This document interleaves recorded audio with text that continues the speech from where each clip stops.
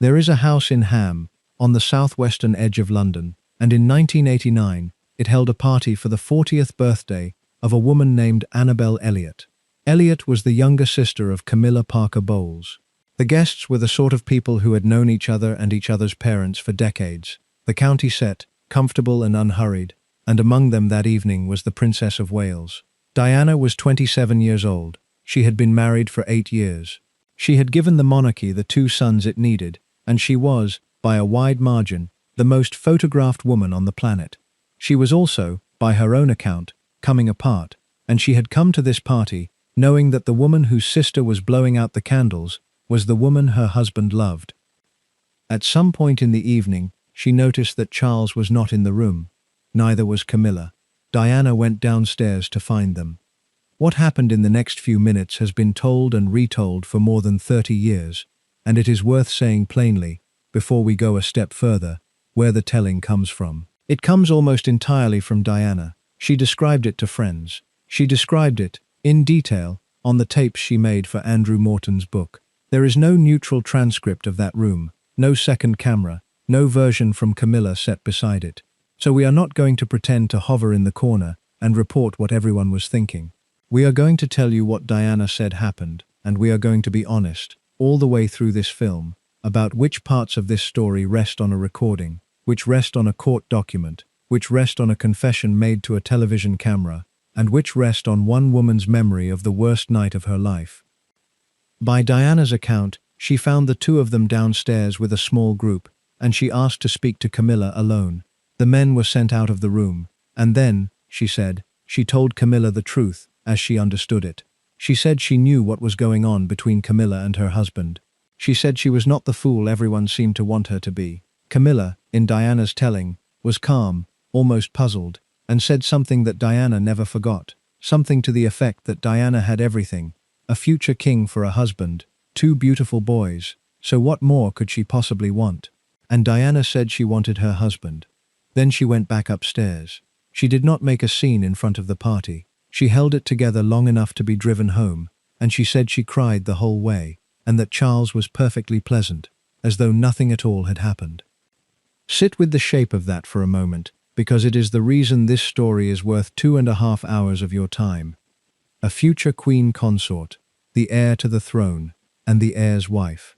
3 people who between them would occupy the center of British public life for the next 4 decades, standing in a private house at a birthday party, and one of them says out loud the thing that everyone in that world already knew and no one would say, and nothing moves. There is no scandal the next morning. No courtier intervenes. No official at the palace picks up a telephone.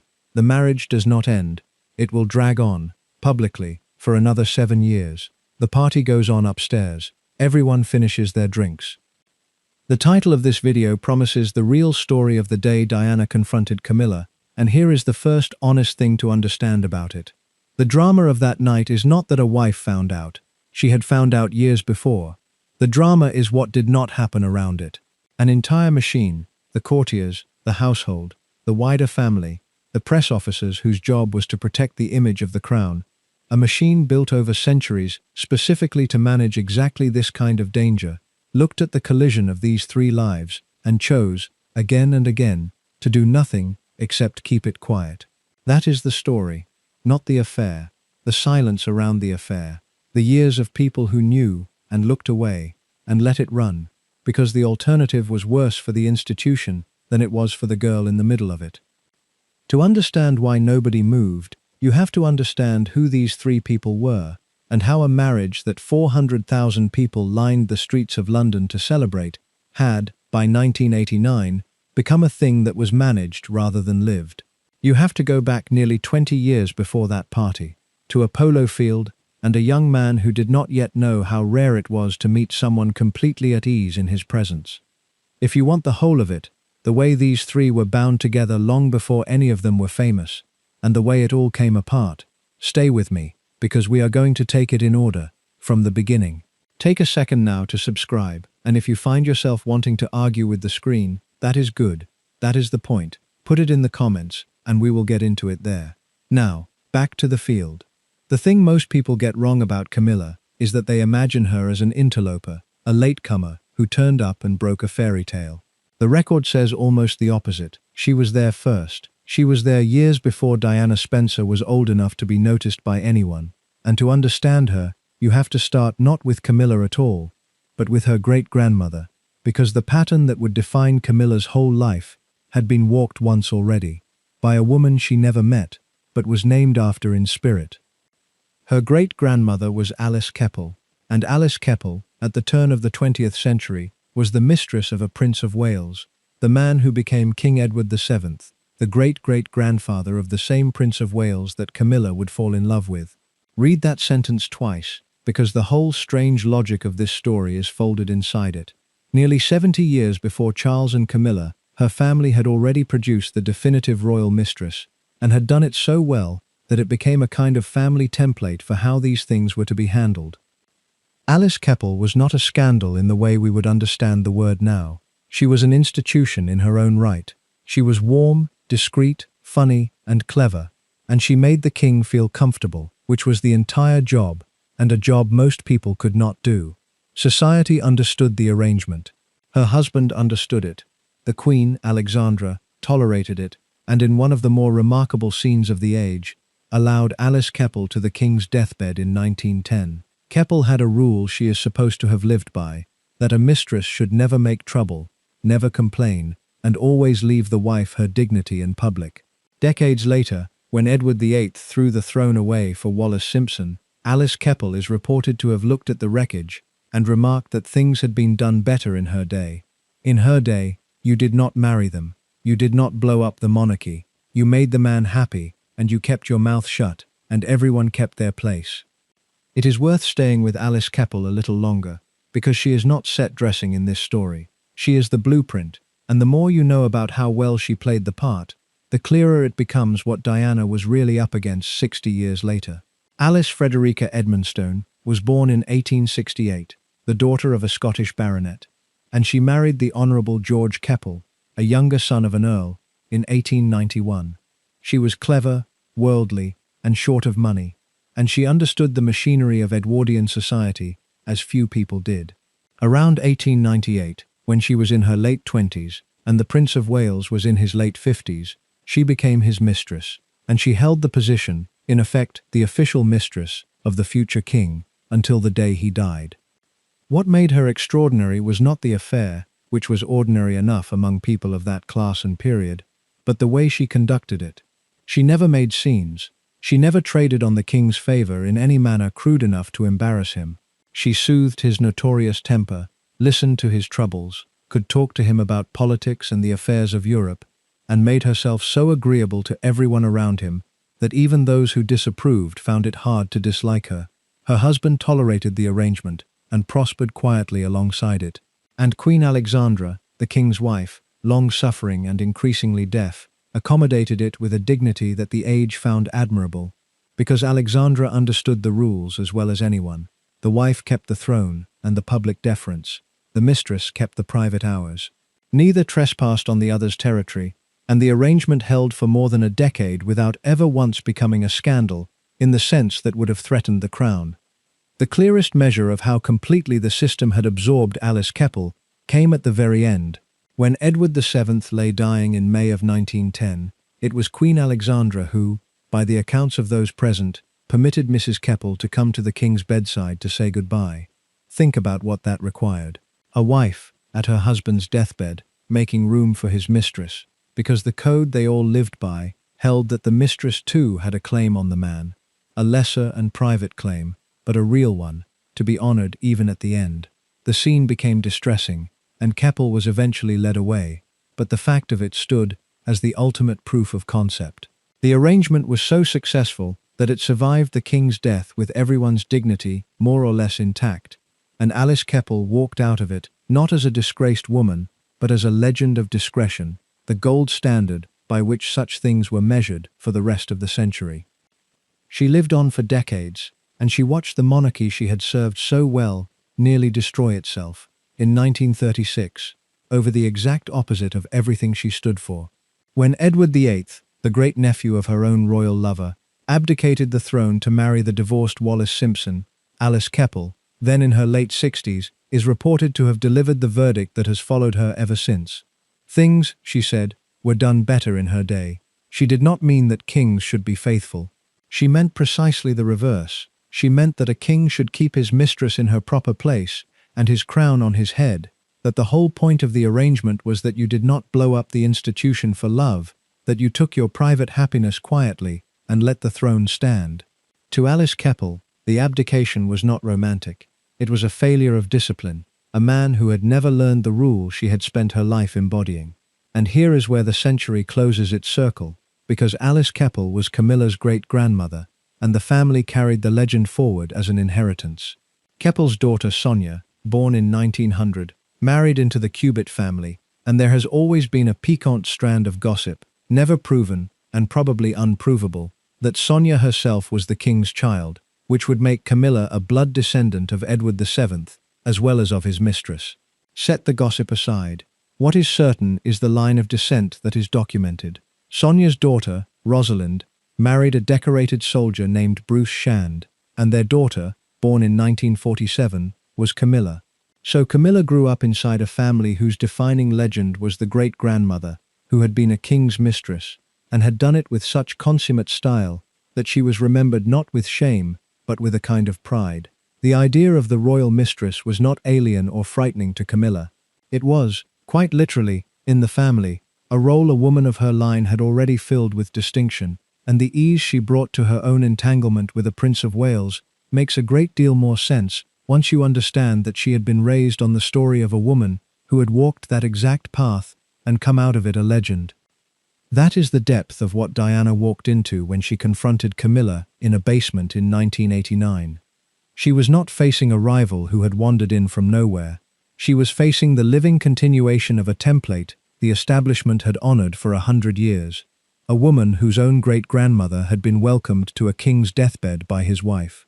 The rule that the mistress endures and the wife pretends was not Camilla's invention. It was her heritage, and it was the water the whole institution swam in. And Diana, the girl from the broken home who had married for love, was the one person in the room who had never been taught to breathe it. This is the world Camilla was born into the far end of, in 1947. Her father, Bruce Shand, was a decorated cavalry officer, and later a wine merchant, a man of the old county gentry.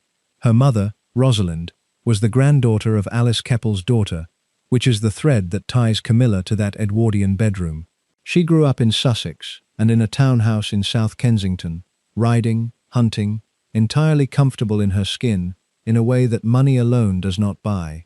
People who knew her young described the same handful of things over and over. She was game, she was funny, often filthily so. She was not remotely grand. She could talk to anyone, and she had no interest at all in being impressive, which, in the circles she moved in, made her magnetic. The world she moved in is worth describing, because it is the world that would later shelter the whole affair, and it operated by rules that were invisible to outsiders and iron to those inside. It was the world of the hunting and shooting aristocracy of the English shires, a few hundred interlinked families who had known one another for generations, who married among themselves, and who conducted their private lives according to a code that valued discretion above almost everything and regarded emotional display as a kind of ill-breeding. In that world a great deal was permitted so long as nothing was ever said. Affairs happened, marriages accommodated them, weekends were arranged, and hosts asked no questions, and everyone understood that the surface of things was to be maintained whatever ran beneath it. Camilla was a native of this world in a way Diana never would be, fluent in its silences, comfortable with its arrangements, entirely unshocked by the idea that love and marriage might not be quite the same thing. The man she would marry was cut from the same cloth, and cut generously. Andrew Parker Bowles was a cavalry officer in the household cavalry, handsome, charming, and confident in the effortless way of a man who had never doubted his welcome anywhere. He was a serious soldier and an equally serious pursuer of women, and his relationship with Camilla ran on and off across years, hot, then cool, then hot again, in the manner of two people who were drawn to each other but never quite settled. And here the small pond of that aristocratic world produces one of the stranger symmetries of the whole story. In the early 1970s, during one of the cooler stretches with Camilla, Andrew Parker Bowles conducted a romance with Princess Anne, Charles's sister. So at the very moment Charles was falling for Camilla, Camilla's on-and-off lover was involved with Charles's own sister, all of it inside the same tight circle of houses and horses and weekends. These were not distant strangers whose lives happened to collide. They were a handful of people who had been circling one another for years, and the tangle of who had loved whom was already dense before any of it became a matter of public interest. It is against that background that the imbalance between Charles and Camilla comes into focus. Charles, for all his rank, was the inexperienced one, the young man who had been kept at an emotional distance his whole life, and who had at last met a woman who made him feel at ease. Camilla was the worldly one, older by more than a year, at home in her own skin, involved with a dashing officer who was himself no model of constancy. She was fond of Charles, warmed by his attention, amused by him, but she was not waiting on him the way he came to feel he was waiting on her, and she had a life and a suitor of her own that did not pause simply because a prince had developed feelings. That asymmetry, the prince who wanted her more than she could give herself over to him, was present from the very start, and it never really changed across the 50 years that followed. Charles was the one who could not let go. Camilla was the one who, in the end, he could not do without. None of this was hidden from the people around them, and none of it alarmed those people, because it was all being conducted according to the code. A prince with feelings for a young woman of good family, who was entangled with a cavalry officer, was not a crisis. It was a Tuesday. The machinery that would later refuse to move when Diana was drowning was, in these early years, simply the ordinary social fabric of a class that managed such things quietly and expected everyone to keep their composure. Camilla kept hers, Andrew kept his, and Charles, who had never been taught anything else, learned to keep his too, which meant learning to carry a love he was not permitted to act on openly, and to arrange his life around a woman he could not have. He would carry it for a very long time.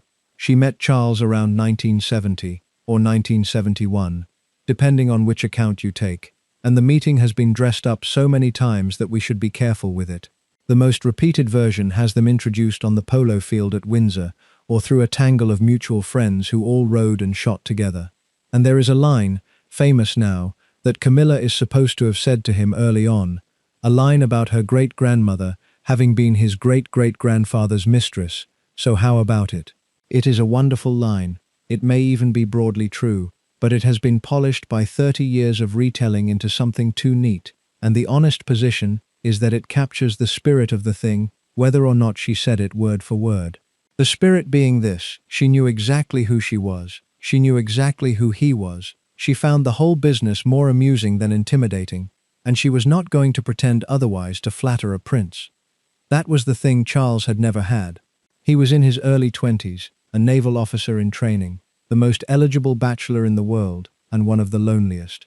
He had been raised at a cold distance from his parents, sent to a school he hated, and taught from birth that he was different and set apart, which is a way of saying, taught to be alone. Almost everyone he met performed for him. They straightened up, they watched their words, and here was a young woman 2 years older than him, who did none of that, who teased him, who was warm without being deferential, and who seemed to like him rather than the position. He fell, and by every serious account he fell hard, harder than she did, and that imbalance, the prince who needed her more than she needed him, would sit underneath everything that followed for the next 50 years. They were together, in the loose way of that set, in the early 70s.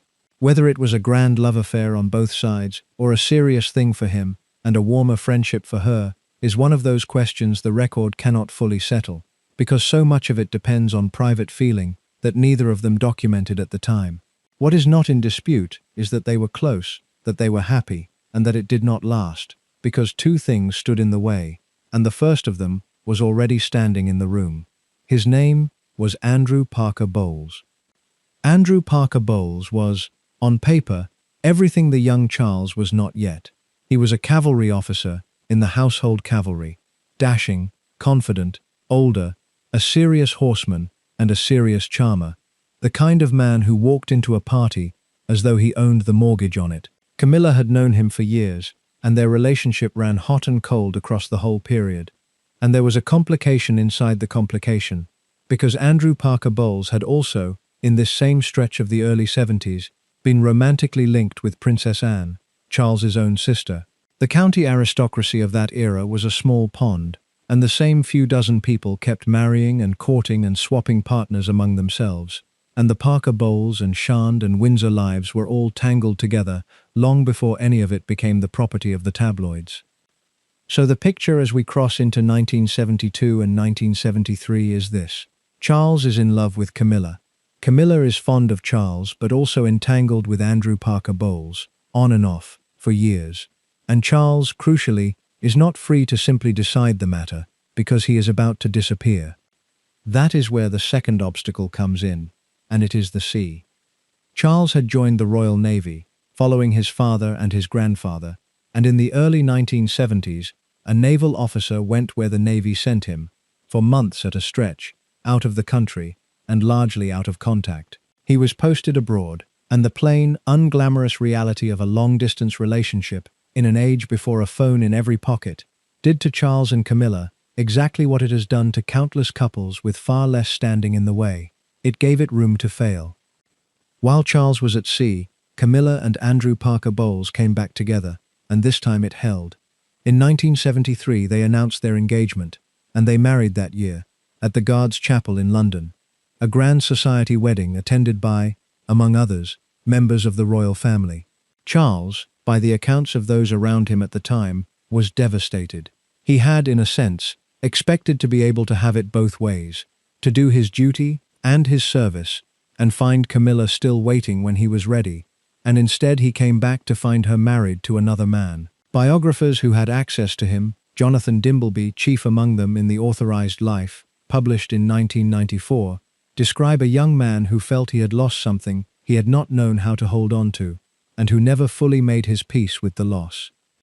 To understand why the loss cut so deep, and why Camilla remained the fixed point of Charles's inner life for the next half-century, you have to hold on to what kind of man he was, because the caricature of the pampered prince misses the thing that mattered. Charles had grown up starved of the ordinary warmth most people take for granted. His parents were distant, his mother bound by duty and often absent, his father impatient with what he saw as the boy's softness, and the school he was sent to in the north of Scotland was a place of cold showers and hard discipline that Charles loathed and that left him, by his own later accounts, lonely and unhappy. He emerged from all of it a sensitive, introspective, easily wounded man who had learned to expect that the people around him would perform rather than connect, and who therefore prized, above almost anything, the rare person who treated him as himself. Camilla was that person. That is why losing her to another man was not a passing disappointment. It was the loss of the one relationship in which he had felt genuinely at ease, and a man like that does not simply replace such a thing and move on. The Navy years scattered him further. He served through the middle of the 1970s, trained as a pilot and a diving officer, and eventually took command of a small mine hunter, and the life suited parts of him and left other parts unmet, the itinerant postings and the long absences making any settled relationship difficult, and giving him a great deal of time alone with his own thoughts. He came out of the service in the later 70s without a wife and without a clear direction, a prince approaching 30, with a kingdom's worth of expectation on his shoulders, and the woman he loved married to a cavalry officer. He filled the years with a string of relationships, some of them with young women the press dutifully paired him off with, none of them the thing he actually wanted. And through all of it, Camilla remained in his life as the one constant, the confidant he returned to, the person whose company asked nothing of him.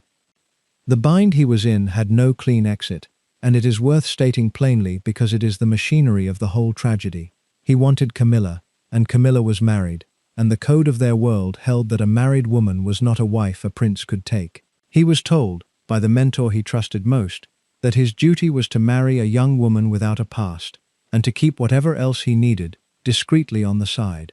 And the pressure to marry someone, anyone suitable, mounted year by year as he aged, and the public and the palace grew impatient for a Princess of Wales. So he drifted toward the arrangement that had been prescribed for him, a suitable young bride in the marriage, and Camilla somewhere close by, not because he was a villain plotting a double life, but because it was the only shape his situation seemed to allow. the shape his world had prepared for exactly his predicament. The someone suitable, when she finally appeared, would be the one crushed between the pieces of a puzzle that had been arranged around her before she ever entered the room. Here is the detail that matters more than the heartbreak, though, because heartbreak at 24 is common, and this was not. Camilla's marriage to Andrew Parker Bowles did not end the story of Charles and Camilla. It paused it. The two of them remained close. They moved in the same world, saw each other at the same houses, and the same hunts, and the same weekends. And over the years that followed, as Charles cast around for a life, and Camilla settled into hers, she became something durable in his life, a confidant, a fixed point, the person who understood him without effort. That is the thing to hold on to as we go forward. The affair everyone would eventually be scandalized by did not begin as an affair. It began as the one relationship in Charles's life that had never asked him to perform, and it simply never went away.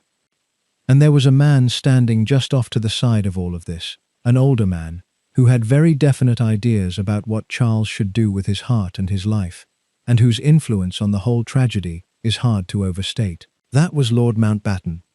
Louis Mountbatten was Charles's great-uncle, the last Viceroy of India, a war hero, a shameless self-promoter, and the closest thing Charles had to a trusted mentor and confidant in the family. Charles adored him. He called him, in effect, his honorary grandfather, and he took Mountbatten's counsel on matters he would never have raised with his own parents. And Mountbatten's counsel on the subject of women was of its time and absolutely explicit. He advised the young prince, in so many words, to sow his wild oats, to enjoy himself, to have his experiences with a range of suitable young women, but when the time came to marry, to choose a girl who was young, sweet-natured, and, crucially, without a past, a girl he could mold, ideally one who had not yet fallen for anyone else. A pretty, malleable, unspoiled bride was the theory. Love, in the sense of choosing the person who actually understood you, did not come into it. You can hear, in that advice, the exact machinery that would later fail to move in that room in Ham. The system did not think in terms of a man marrying the woman he loved.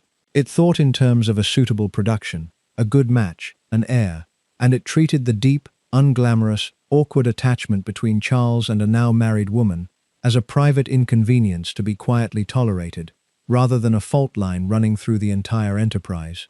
Mountbatten's plan more or less required that Charles keep Camilla somewhere in his life while marrying someone else entirely. Nobody in that world found the arrangement alarming. Alice Keppel would have recognized it perfectly. Then, in August of 1979, the man who had drawn up that plan was killed. Mountbatten was on holiday in the west of Ireland, at Classieborne, and he took his boat out from the harbour at Mullimore to check the lobster pots, as he did most mornings, with family and a young local crew member aboard. The Provisional Irish Republican Army had hidden a bomb on the boat. They detonated it by remote control from the shore. Mountbatten, who was 79, was killed, along with his grandson Nicholas, who was 14, a boy from the boat named Paul Maxwell, who was 15, and, from her injuries shortly afterward, the Dowager Lady Brabourne, who was in her 80s. It was one of the worst days of the Troubles, and for Charles, it was a private catastrophe on top of a national one. He had lost the one older man he trusted completely, suddenly and violently, and he grieved him for years. And the timing of that loss matters to our story in a way that is quietly awful. Charles was approaching his 31st birthday. The pressure on him to marry, from the press, from the public, from the sheer weight of expectation on an unmarried heir, had been building for years and was becoming intolerable. He was grieving, unmoored, more susceptible than ever to the feeling that he ought to get on with it and do the expected thing. Mountbatten was gone, but Mountbatten's blueprint remained: the young suitable girl, the good match, the unspoiled bride. And Camilla was still there, still married, still close, still the person he actually confided in. Everything was now in place for the decision that would ruin 3 lives. A prince who loved one woman he could not, or would not, marry. A family and a system that wanted him married to someone appropriate, and soon. A dead mentor whose parting advice was, in effect, marry the sweet young one and keep the real thing on the side. All that was missing was the sweet young one. And in the background of that small, intermarried horse and hunt world, a shy teenage girl with an aristocratic name and a famous surname, was growing up. The younger sister of a woman Charles had already dated, watching all of this from the edges, closer to the center of it than anyone yet realized. Her name was Diana Spencer. Diana Frances Spencer was born on the 1st of July 1961 at Park House, a rented home on the Queen's estate at Sandringham. That last detail is worth pausing on, because it undoes the myth before we even begin. The Spencers were not minor gentry hoping to catch a prince. They were one of the oldest aristocratic families in England, older in the blood than the Windsors themselves, and they had served the crown for generations. Two of Diana's grandmothers had been companions and ladies-in-waiting to the Queen Mother. As a small child, Diana had played with Prince Andrew and Prince Edward when both families were at Sandringham. When people later described her as an ordinary girl who married up, they were telling a story that flattered everyone and was true of no one. The distance she would eventually have to cross was never one of class, it was one of feeling, and it turned out to be the only kind that could not be closed. Her childhood had a wound in the middle of it. When Diana was 6, her parents' marriage collapsed, and it collapsed with real cruelty. Her mother, Frances, left, and there followed a bitter and very public custody fight that Frances lost, in part because her own mother testified against her. Diana and her younger brother Charles were raised largely by their father, with a rotation of nannies, in a big cold house where a small girl could lie awake listening for a parent who was not coming. She would talk, much later, about the sound of her brother crying at night, and about her own certainty that she was somehow to blame. Biographers, and Diana herself in the account she gave Andrew Morton, drew a straight line from that early abandonment to the woman she became, a woman who wanted to be loved with an intensity that frightened people, and who could not quite believe it when she was. You do not need to psychoanalyze her to see the shape of it. A child learns early whether the people who are supposed to stay actually stay. Diana had learned that they did not. The world she came from was, in its own way, grander and older than the one she married into, which is a detail worth holding because it undercuts the story of the commoner elevated by a prince. The Spencers were one of England's most ancient aristocratic families, woven into the life of the monarchy for centuries, and Diana grew up at Park House on the Sandringham estate in Norfolk, a home her family rented from the Queen, so that she was, quite literally, a neighbor of the royal family from birth. She was not a girl plucked from obscurity. She was the daughter of an earl-in-waiting, raised on the edge of the royal world, familiar with its rhythms long before she was drawn into its center. What she lacked was not breeding. What she lacked was a childhood that had taught her she was securely loved, and that lack shaped everything that came after. Her parents' marriage collapsed when she was very young, and it collapsed badly. Her mother left when Diana was 6, and there followed a bitter divorce and a custody battle of real ugliness, at the end of which the children remained largely with their father, while their mother built a new life elsewhere. For a small child, the lesson of that rupture went deep and never fully healed. The discovery that the people who are supposed to stay do not always stay, that love can be withdrawn, that the ground underneath a family can give way. There was an older wound in the family too, quieter but present. The memory of a baby boy who had been born before Diana and had died, and the knowledge, absorbed somehow as such things are, that her arrival had been shadowed by the hope for a son who would carry the line. A girl grows up differently when she has half sensed that her birth was a small disappointment, and Diana carried that too. She was not an academic child, and the schooling she received made little impression on the records, though it made clear enough what she was. She struggled with examinations and left school without the qualifications that mattered to that world, but she had a warmth and a gentleness that the classroom could not measure, a natural tenderness toward small children and toward anyone who was hurt or frightened, and a longing, unmistakable to those who knew her, to be loved simply and completely in a way her childhood had never allowed. She took work looking after other people's children and was happy doing it. And into that longing, at 19, walked a prince and a fairy tale, offering exactly the thing the abandoned girl had wanted her whole life, a family that would be hers, a love that would not be withdrawn, a place where she would finally and permanently belong.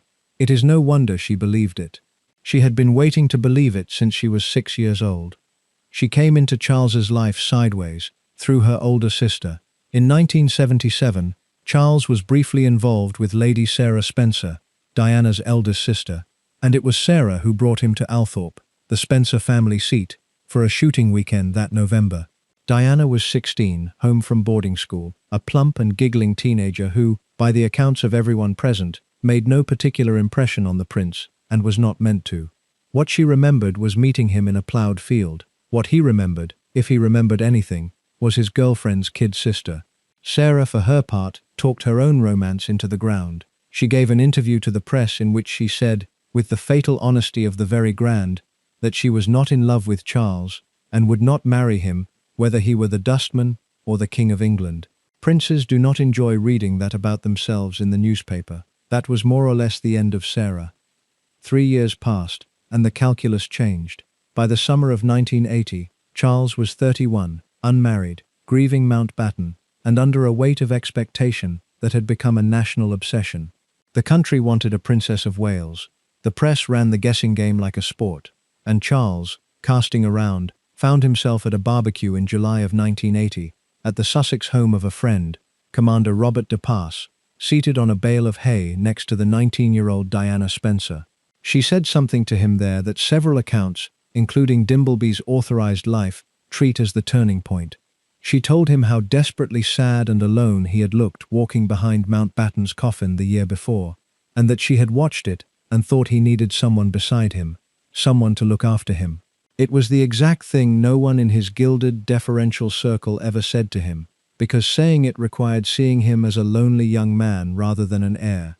He had heard something like it once before, on a polo field, from a woman who was now married to someone else. And here it was again, from a girl who was young, unspoiled, aristocratic, Protestant, and entirely available. She was, in other words, the specification made flesh. Everything Mountbatten had prescribed, Diana appeared to be. She had no romantic history to speak of, which the palace old guard regarded, in that era, as an actual requirement for a future queen. She came from a family the establishment had known for centuries. She was pretty, warm, and seemed pliable, a young woman who might be shaped to the role, rather than one who arrived with a life of her own. The tragedy folded into this is almost too neat to be borne, but it is what the record shows. Charles was being steered toward Diana precisely because she seemed to be the manageable choice, the safe production, while the woman he actually confided in, and could not stop loving, remained where she had been for a decade, married, close by, and untouchable in every sense, except the one that mattered. The courtship that autumn was short, strange, and conducted largely through a telephoto lens. The press found Diana within weeks. She was working part-time at the Young England Kindergarten in Pimlico, and in September of 1980, a photographer captured her outside it, holding a child, standing against the light in a thin cotton skirt that the sun rendered transparent, so that the resulting photograph showed the outline of her legs. It ran everywhere. The nation, in the manner of the time, decided she was charming. She acquired a nickname, Shy D, and she handled the daily siege of photographers on her doorstep with a poise that the older generation found reassuring and the newspapers found irresistible. What almost no one considered was what it might do to a 19-year-old to be hunted like that, alone, before she had agreed to anything, while the man at the center of it kept his distance and let the machine do its work. The siege itself is worth describing, because it was the first taste of the force that would define, and eventually end, Diana's life. From the moment the press decided she was the likely bride, photographers camped outside her flat in Earl's Court, which she shared with a few friends, and outside the kindergarten where she worked, following her to her car, calling her name, waiting for her at every turn. She was 19, with no training and no protection, and she developed on her own the technique that would become famous. The tilted head, the glance up from under the fringe, the small shy smile that gave the cameras something without giving anything away. The newspapers adored her for it. Circulation rose. Editors who had a photograph of Lady Diana on the front sold more copies than those who did not, and so the pursuit intensified in a loop that fed on itself, each paper pushing harder because the others were pushing hard. She was not yet engaged. She had agreed to nothing. And already she was the most photographed young woman in Britain, hunted daily by grown men with long lenses, while the prince at the center of the story kept a careful distance and let the frenzy build. There is a detail from this period that captures, better than any amount of description, the grotesque terms on which Diana was being assessed, and it belongs in any honest account. As the speculation reached its height, the question of whether she was a suitable bride came down, in the minds of the palace old guard and the press alike, partly to the matter of her virginity, because the convention of the time held that a future queen should come to the marriage without a past. And so Diana's own uncle, Lord Fermoy, took it upon himself to reassure the nation on the point, telling the press, in words that are almost unbearable to read now, that Diana had never had a lover and that he could vouch for it. A 19-year-old woman's sexual history was a matter of public statement by a family member, offered as a qualification for the role, and the country absorbed it as reasonable. That was the world Diana was stepping into. She was not being courted as a person. She was being vetted as a vessel, checked against a specification drawn up by dead men, and found, on the crucial points, to be acceptable. And she went toward it with her eyes shining, because she was 19, and she believed it. This is the part that later generations, knowing how it ended, find hardest to hold, but it is essential to the tragedy. Diana was not a cynic marrying for a crown. She was a romantic, starved of love since childhood, who had fallen for the idea of this man and this life, and who believed, with the whole force of a young heart that had never been given reason to hope, that she was walking into a great love story. She thought she could make him happy. She thought the distance she sometimes felt from him was shyness, or the weight of his position, or something that marriage and time would dissolve. She had no way of knowing that the coolness was not shyness, but the presence of another woman, and no one around her, not her family, not his, not the courtiers who knew perfectly well how things stood, sat her down and told her the truth. She described herself later as a lamb to the slaughter, and the phrase is exact. She was led, trusting and hopeful, toward a marriage that half the people arranging it knew to be built on a lie, and not one of them stopped to warn her, because warning her would have threatened the production, and the production had already begun. Because that is the other thing the record is clear about. They barely knew each other. By the time the engagement was announced they had met, by most careful counts, only around a dozen times. There had been no long private courtship, no slow discovery of another person. There had been photo opportunities, a handful of weekends, and a rising tide of expectation that neither of them seemed able to stand against. Charles's own family pressed him to decide. His father, Prince Philip, is understood to have written to him in terms that Charles read as an ultimatum, that he must either propose to the girl and settle the matter, or release her and stop compromising her reputation by association. Charles felt cornered, and he proposed less like a man in love than like a man discharging a duty before the window closed. And here is the detail that Diana carried like a splinter for the rest of her life. In her account, Camilla was not on the outside of this. Camilla was consulted. Early in the courtship, Diana said, Camilla invited her to lunch and gently interrogated her, asking among other things whether she intended to hunt, a question that sounds like small talk and was not, because hunting would have meant Diana spending time in exactly the country world where Charles and Camilla moved.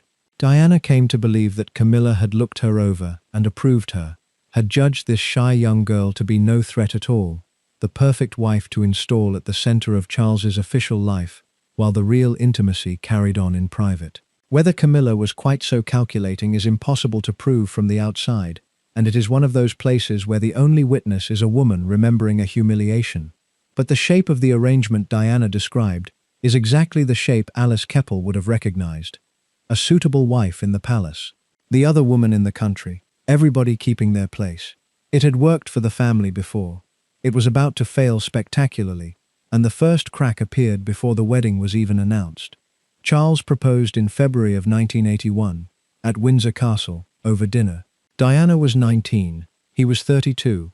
By her later account, she thought at first that he was joking, and then, when she understood that he was not, she laughed, and said yes, and he told her that whatever happened he would always love her. She said the word love went straight past her at the time, because she was so happy. It is one of the small, terrible details of this story that even in the proposal itself, the record contains a hairline fracture that only becomes visible later. Charles did not, in that moment, say that he was in love with her. He said he would always love her, which is the kind of thing a person says to a sister, or a friend, or a duty. Diana did not notice. She was going to be a princess, and she was 19, and she was, in her own understanding of it, in love with him. The engagement was announced on the 24th of February 1981. The ring, a large oval sapphire surrounded by diamonds, was chosen by Diana from a tray, which drew private mutters from some at the palace, who felt a future queen ought not to have picked something a member of the public could order from a catalogue. That same day, the couple sat for a television interview, and it produced the single most quoted exchange of their entire courtship, the moment that has been played at the head of 1,000 documentaries because it says, in 8 words, what the next 15 years would take to spell out in full. The interviewer asked whether they were in love. Diana answered at once. She said, "Of course," and Charles, beside her, added, "Whatever in love means." He said it lightly, as though qualifying a soft word with a sensible caveat, the mild self-deprecation of a man who found emotional questions faintly embarrassing. He almost certainly did not intend it as an omen, but there it sits on the tape, a young woman saying of course she is in love, and the man she is about to marry, gently declining to say the same, in front of the cameras, on the day their engagement is announced to the world. Diana, in her account, heard it, and was wounded by it, and told herself it did not mean anything. It meant something. Then came the bracelet, and the bracelet is where the fairy story died in private, while it was still being sold to the public in gold leaf. In the weeks before the wedding, Diana learned that Charles had ordered a piece of jewelry for Camilla. Accounts of exactly how she found out vary in the small details, but the substance is consistent across the sources that trace back to Diana herself. There was a gold bracelet, or a chain bracelet with a blue enamel disc, and it was engraved with 2 letters entwined, a G and an F. The letters were not initials of a name in any ordinary sense. They stood for Gladys and Fred, the private, silly, tender nicknames that Charles and Camilla used for each other, borrowed from an old radio comedy. Gladys was Camilla, Fred was Charles. Diana came across the bracelet, or the parcel containing it, in the course of the everyday traffic of the palace, and she understood immediately what it was and what it meant. Her fiancé had commissioned a love token, engraved with the pet names he shared with another woman, days before he was to marry her. She confronted him, and Charles, rather than reassure her, gave the bracelet to Camilla anyway. By the accounts of the period, he had lunch with Camilla privately, in the days just before the wedding, and delivered it to her then. Diana was left holding the knowledge of it, alone, in a palace full of people, preparing the largest public celebration the country had staged in a generation. She came close to calling it off. She went to her sisters and told them she could not go through with it, that she knew about Camilla, that she felt she was walking into something terrible. And her sisters, meaning to be kind, gave her the answer that the whole machine would have given her if it had a voice. They told her it was too late. Her face, they said, was already on the tea towels. The commemorative crockery was printed. The route was planned. 750 million people were going to watch. You could not now, at this stage, simply decide not to marry the Prince of Wales because of a bracelet.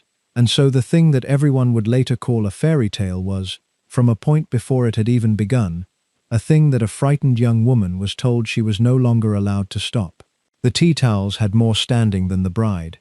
The bracelet deserves a moment more, because of what it revealed about the nature of the thing Diana was marrying into. Those 2 letters, the G and the F, were not a code she had to strain to break. They were the private language of a relationship, Gladys and Fred, the affectionate nonsense names that Charles and Camilla had given each other, a shared silliness of the kind that only long intimacy produces. To find that language engraved in gold, days before the wedding, was to be shown that Charles and Camilla were not 2 people who had once been close and had drifted apart. They were a couple with an inner world, a couple with pet names, a couple whose bond was alive and current and about to continue underneath the marriage rather than end because of it. Diana understood, in that moment, that she was not being asked to help Charles get over someone. She was being installed into a space beside a relationship that had no intention of stopping. What made it worse was Charles's response to being caught. He did not deny it, and he did not, in the face of his fiancée's distress, quietly abandon the gift to keep the peace. He gave it to Camilla anyway, meeting her privately in the days before the wedding to deliver it. There is a way of reading this as a kind of terrible honesty, a man too attached and too truthful to pretend the feeling away, even when concealment would have been kinder. And there is a way of reading it as cruelty, or at least as a colossal failure to grasp what he was doing to the 19-year-old he was about to marry. Both readings can be true at once. What is not in doubt is the effect on Diana. She entered the marriage already knowing, at a level below argument, that she came second, that the private gift and the private lunch and the private names all belonged to another woman, and that the ceremony at St. Paul's would change the arrangement in law and in spectacle, but not in the human fact of whose heart belonged to whom. She was marrying a man who had, in the most literal way, already given his love token to someone else. Her body registered what her circumstances would not let her say. It was in exactly this period, the weeks around the engagement, that Diana's bulimia began. In her own account, it started after a moment that seems almost designed to be cruel, though Charles surely did not mean it that way. He put his hand on her waist and made a remark about it being a little rounder than it might be, a bit chubby. For a young woman already coming apart under a pressure no 19-year-old should have to carry, alone, freshly aware that the man she was marrying loved someone else, it was a match to dry grass. She began to make herself sick, sometimes several times a day, a private and secret violence against herself that would go on for years, and that no one around her seemed equipped to notice or address. The most photographed woman in the world was starving and purging in the palace, and the machine's chief concern was that she photograph well in the dress. The pre-wedding weeks she spent largely at Buckingham Palace and Clarence House were, by her telling, some of the loneliest of her life. She had left her flat and her flatmates, and the ordinary friendships of a young woman's life, and she had been deposited inside an institution that offered protocol in the place of warmth. She described empty corridors, meals taken alone, days with nothing arranged for her and no one to talk to, a fiancé frequently absent on duties, and a growing dread that she was making a catastrophic mistake that she was no longer permitted to avoid. She would say later that no one from the family sat her down and prepared her, that no one seemed to see the state she was in, that she felt she had been posted into the coldest environment imaginable and simply expected to cope. She was 19, engaged to the future king, watched by the world, and profoundly alone, and the wedding rushed toward her like weather. On the night before the ceremony, Charles sent her a signet ring and a note, a kind gesture, and Diana, in the account she gave, sat up that evening, thinking about Camilla, because earlier that day she had learned or been reminded of just how present Camilla remained.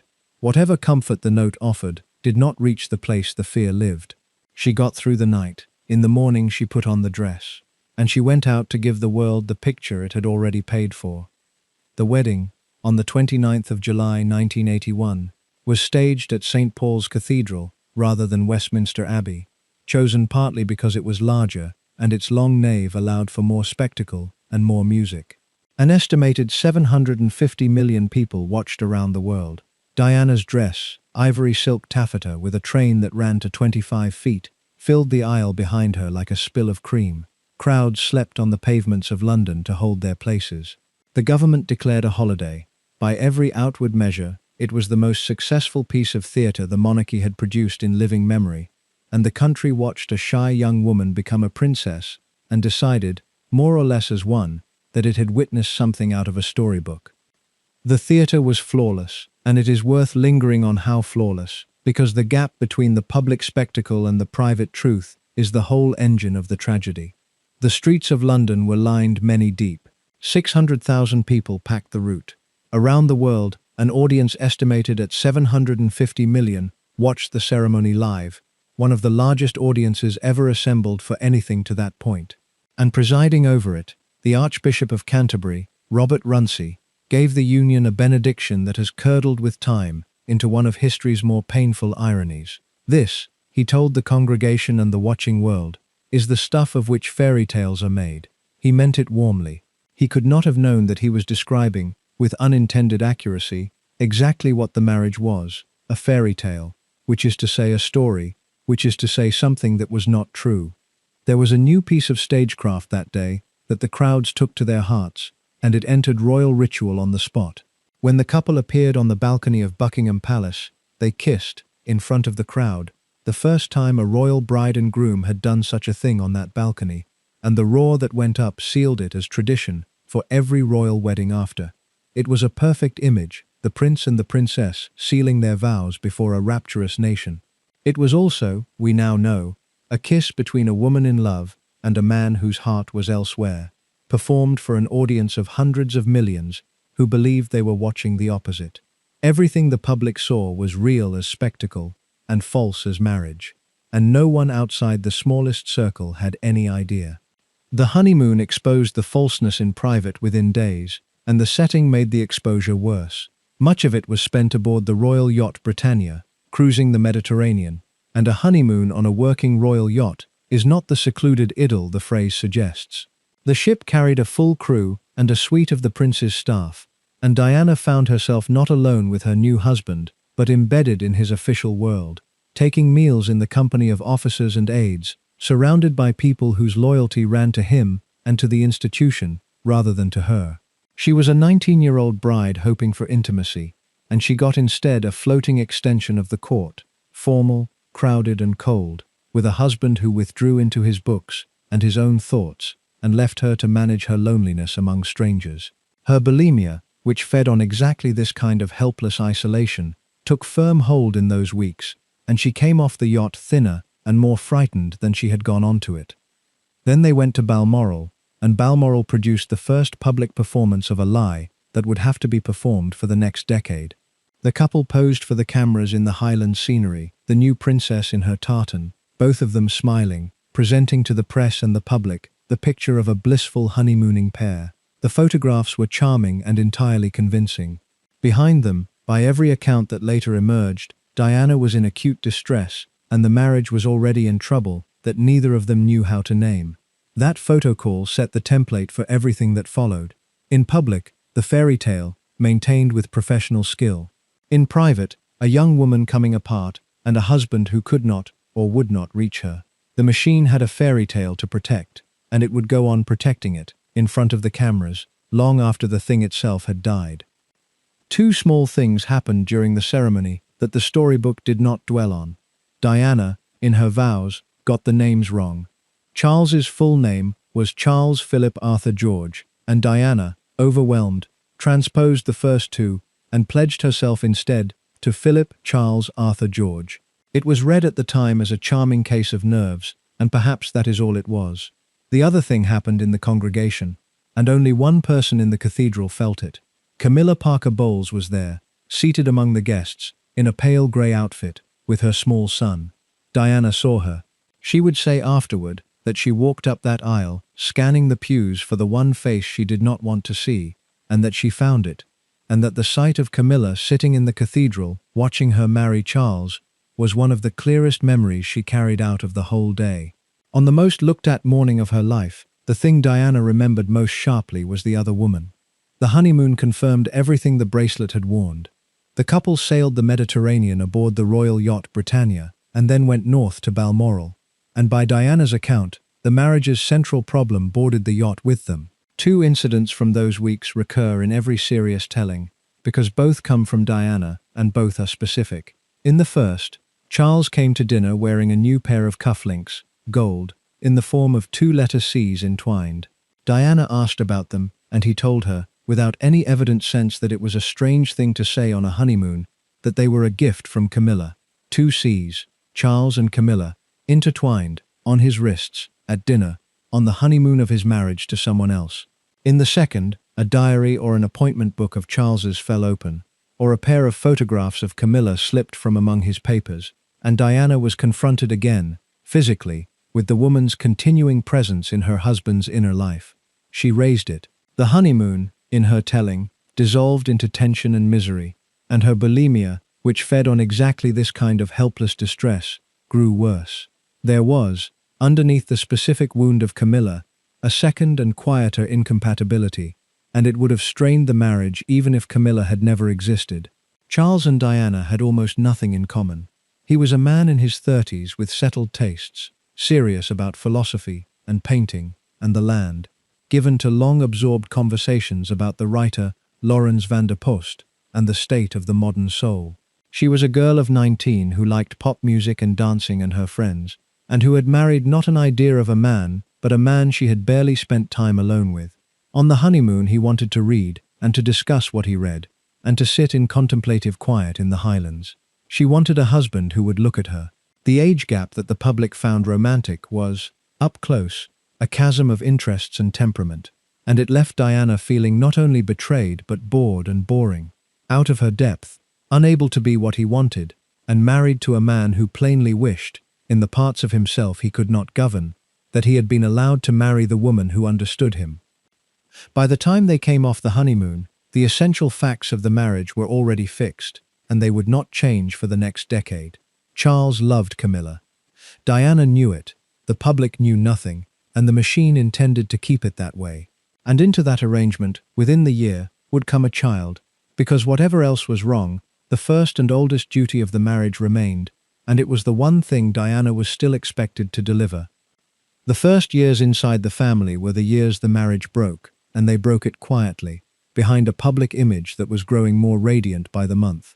This is the cruel arithmetic of the early 1980s. The more miserable Diana became in private, the more the world adored her in public, because the world was seeing photographs and the world did not know. And what the world was seeing, in those middle years of the decade, was not merely a princess, but a phenomenon on a scale the monarchy had never produced and did not know how to handle. Diana became, with astonishing speed, the most famous woman on the planet, a figure whose face sold every magazine that carried it, whose clothes were copied by millions, whose every appearance drew crowds of a size and fervor usually reserved for rock stars. She had a natural gift for the public that Charles conspicuously lacked, an ease with ordinary people, a warmth that came through the camera, an instinct for the human gesture, crouching to a child's level, holding a frightened patient's hand, that made people feel she had seen them. The press could not get enough of her, and the public could not get enough of her, and the fashion pages and the front pages and the covers turned her into a global superstar, while the marriage that had produced her curdled in private. The turning point in how this affected the marriage came on the tour of Australia and New Zealand in 1983, and the story of that tour tells you everything about the fault line opening between them. The crowds that turned out were enormous, and they had come, unmistakably, for her. On the walkabouts, when the couple worked opposite sides of a street, the groans of disappointment were audible when it was Charles who approached rather than Diana, and the people who had waited hours made no secret of which one they had waited for. Charles, a proud and easily wounded man who had spent his whole life as the center of attention and the point of the whole exercise, found himself upstaged in his own marriage by a 21-year-old, relegated in the affections of the crowd to the lesser attraction beside his dazzling young wife. By the accounts of those close to the tour, it stung him deeply, and it planted a resentment that never fully healed. He had been given a bride to complete him, and she had turned out to eclipse him, and a part of him could not forgive it. 2 years later, she conquered America the same way, and produced one of the enduring images of the decade doing it. At a gala dinner at the White House in 1985, Diana took to the floor and danced with the film star John Travolta, and the photograph of the Princess of Wales, in a midnight blue gown, twirling with a Hollywood idol, went around the world and fixed her, permanently, as a figure of glamour on a level no royal had ever occupied. She was no longer merely the wife of the heir. She was a star in her own right, courted by celebrities, photographed everywhere, a fixture of the culture in a way that had nothing to do with her husband or his position. And here was the cruel machinery of it, the very quality that made her a triumph for the monarchy in public, her magnetism, her stardom, the adoration she commanded, deepened the wound in private, because it fed Charles's sense that he had been overshadowed and diminished, and it widened the distance between a man who wanted a supporting wife and a woman the whole world had decided was the main event. Her public glory and her private misery grew together, each feeding the other, and no one watching the radiant photographs had the faintest idea that the more the cameras loved her, the more alone she became. She was becoming a phenomenon, mobbed on walkabouts, put on magazine covers that sold out, credited with rescuing the monarchy's image for a new generation. And she was, at the same time, isolated inside a household that had no idea what to do with an unhappy young woman, and very little inclination to find out. Her bulimia deepened. She wept. She felt watched by staff who reported upward, judged by a family who valued composure above all things, and abandoned by a husband who spent his time and, she believed, his heart elsewhere. She became pregnant quickly, and in the account she gave Morton she reached, during that first pregnancy, the lowest point of her life to that date. In January of 1982, at Sandringham, in a state of despair she described as a plea for someone, anyone, to notice how much pain she was in, she threw herself down a staircase. She was carrying the future king at the time. She was not seriously hurt, and the pregnancy survived, but the episode is one of the starkest things in the entire record, because of what it says about how alone she had become.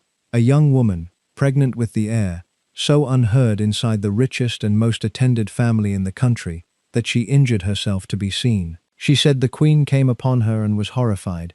She said Charles went out riding. Whatever the precise choreography of that day, the meaning of it did not require decoding. This was not a marriage in difficulty. This was a young woman drowning inside an institution that regarded a scene as a greater emergency than a life. Prince William was born on the 21st of June 1982. Diana had wanted him, loved him fiercely, and threw herself into motherhood with a warmth that the royal system found faintly alarming, insisting on breaking protocol to be close to her sons in ways that were unheard of. But the birth was followed by a wave of what would now be recognized without hesitation as postnatal depression, layered on top of the bulimia and the grief of the marriage, and there was, again, little understanding around her, and less help. She was prescribed calm. She was encouraged to pull herself together. The idea that the Princess of Wales might be genuinely, clinically ill, and might need care rather than management, sat outside the imagination of the people responsible for her. Prince Harry followed on the 15th of September 1984, and Diana would later describe the period just before his birth as the closest she and Charles ever came to being at peace with each other, a brief warm spell in a cold decade. Motherhood turned out to be the one part of the whole royal experiment that gave Diana unqualified joy, and the one role in which she succeeded entirely on her own terms. And it is where the wounded girl from Park House did something quietly revolutionary. She had grown up with the lesson that love could be withdrawn, and she was determined that her own sons would never learn it, and so she set about mothering them in a way that broke sharply with royal tradition and occasionally scandalized the old guard. Where convention held that small royal children were left at home with nannies while their parents toured, Diana insisted on taking the infant William with her on the long tour of Australia in 1983, rather than leave him for weeks on the other side of the world, a decision that was talked about precisely because it was so unusual. She wanted to be present, physically and daily, in a way that neither her own upbringing nor Charles's had allowed. She went further than presence. She was determined that the boys would know something of the ordinary world they would one day be set above, and she made a point of giving them experiences no previous heir had been given, taking them to fast food restaurants and to amusement parks, letting them queue for rides like other children, exposing them deliberately to lives unlike their own, to homeless shelters and to hospital wards, so that they would grow up with some sense of how most people actually lived. She hugged them in public, which royal parents did not do. She involved herself in the small daily texture of their lives, in a way that struck the household as excessive, and struck the boys, one imagines, as simply what a mother was. Whatever else the marriage had failed to give her, it had given her these two children, and she poured into them the whole of the love she had wanted and never reliably received, and she was, by every account including her son's own, magnificent at it. There is a particular poignancy in this, given everything, because it means that the great success of Diana's life grew directly out of its great deprivation. The abandoned child became the fiercely present mother. The girl who had learned that people leave built her sons a love they could count on absolutely, and it is the part of her that has lasted most cleanly, undimmed by scandal or revisionism, carried forward now by two grown men who lost her far too young, and who remember, whatever else divides them, a mother who made them feel, in a family and an institution not built for such things, entirely and unconditionally loved. Of all the things the machine could not give her and could not take from her, that was the one that was wholly hers. Then, by her account, it curdled almost immediately, and over something small and telling. She said Charles had hoped for a girl, and that when Harry arrived, a second son with the red hair that ran through Diana's family, Charles remarked on the hair and on the fact of another boy in a way that landed on her as rejection. She said something inside her closed off in that moment, and never reopened toward him. Whether Charles meant the remark as coldly as she received it is one more thing the outside cannot settle. What is not in doubt is that after Harry, the marriage stopped even pretending to itself. The two of them began, in earnest, to live separate lives under the same roofs, and the machine's task shifted from sustaining a marriage to concealing the absence of one. By 1986, the marriage was, in every sense but the legal one, over. They kept largely separate schedules, separate rooms, separate circles of friends. They appeared together for the cameras when duty required it, and were strangers the moment the cameras were gone. Diana had begun, in her loneliness, to look for warmth elsewhere, and would over these years form attachments of her own outside the marriage, a fact that matters later, when the story becomes a war, and each side reaches for the other's affairs as ammunition. The most significant of those attachments began around 1986, and it deserves to be named clearly, both because Diana herself later confirmed it, and because it complicates the simple story of victim and villain in ways the honest telling has to hold. His name was James Hewitt, and he was a cavalry officer who came into her life as a riding instructor.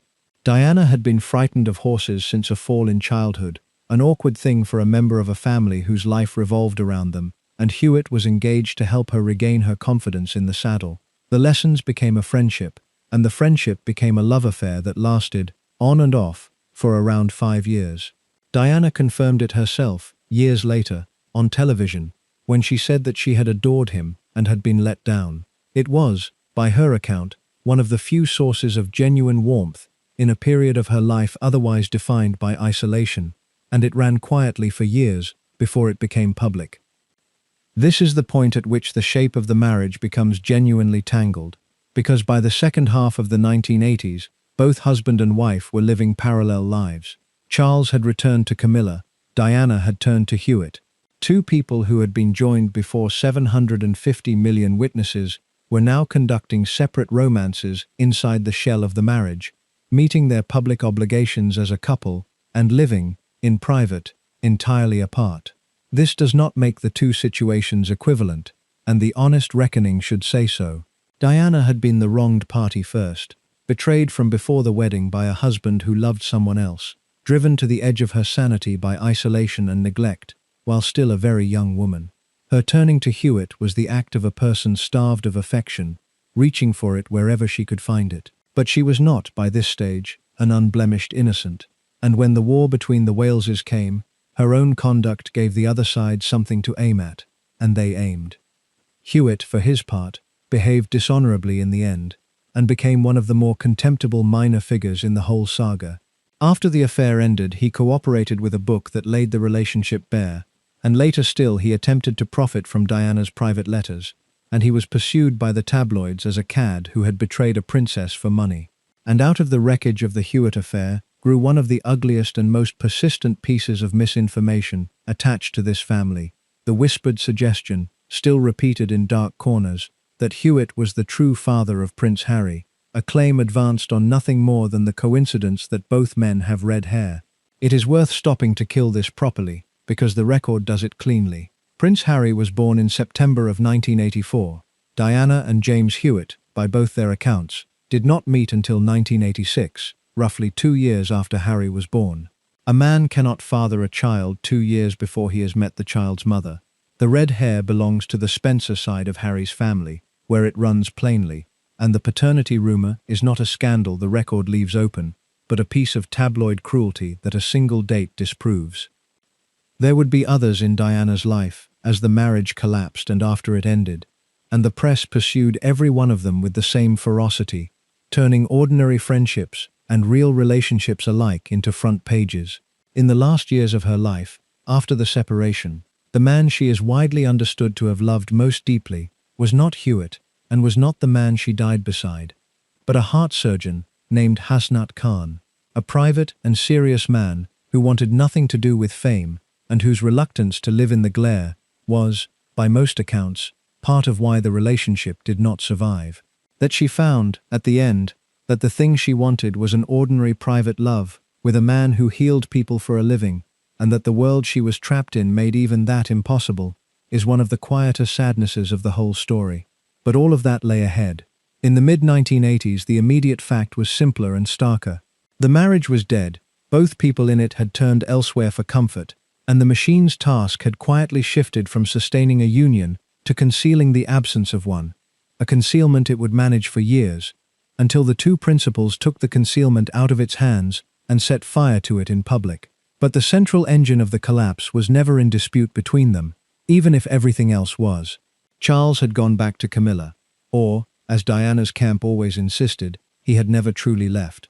And around that fact, the household arranged itself, as it had arranged itself around such facts before, with discretion, with silence, and with an unspoken agreement that the appearance of the thing mattered more than the truth of it.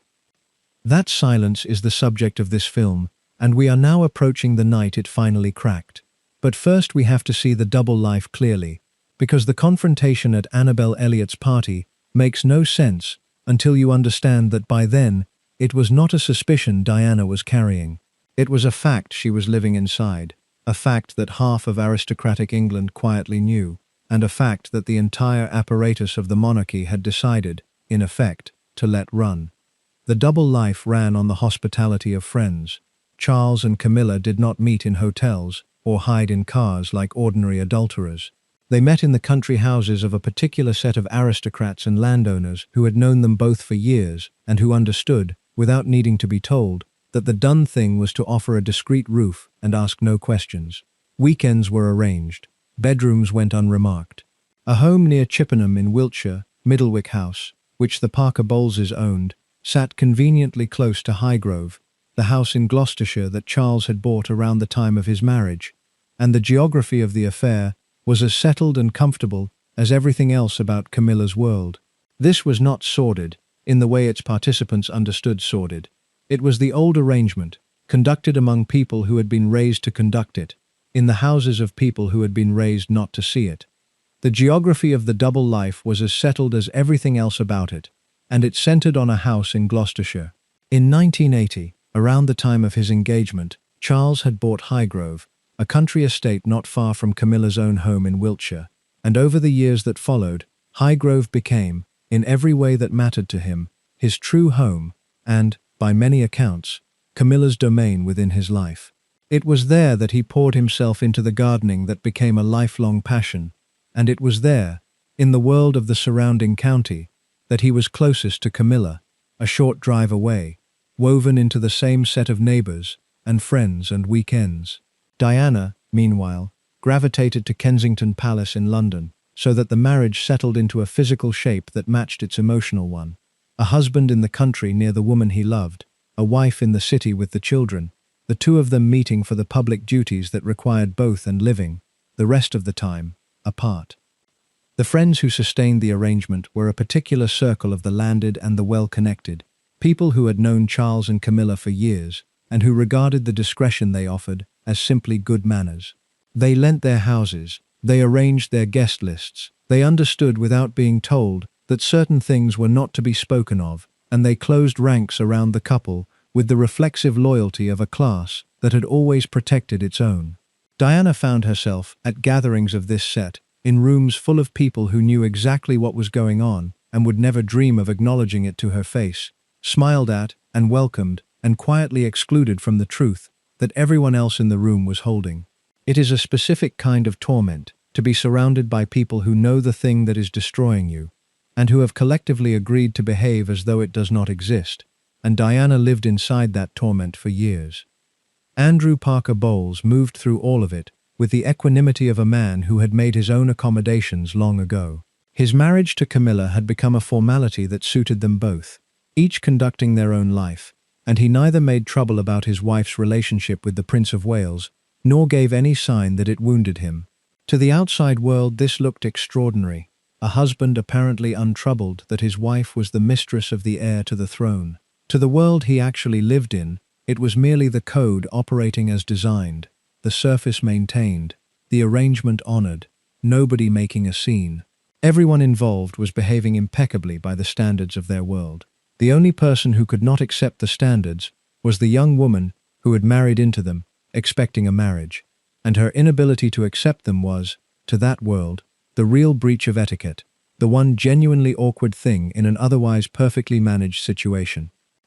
Charles's own account of when it resumed, given years later to Jonathan Dimbleby, was careful and specific. He said he had been faithful and had tried, genuinely tried, to make the marriage work, and that he had only turned back to Camilla once the marriage had, in his phrase, irretrievably broken down. He dated that breakdown by implication to the mid-1980s. It was, from his point of view, not a betrayal of a living marriage, but a return to an old love after a dead one, and he clearly needed the world, and perhaps needed himself, to understand it that way. Diana's people told it differently and more simply. In their account there was nothing to resume, because nothing had ever stopped, and Camilla had been present in the marriage from the honeymoon onward, a third party who had never once left the room. The truth is probably not perfectly captured by either version, and it is one of those places where two people who shared a bed for a decade remembered the shape of it in ways that served their own accounts.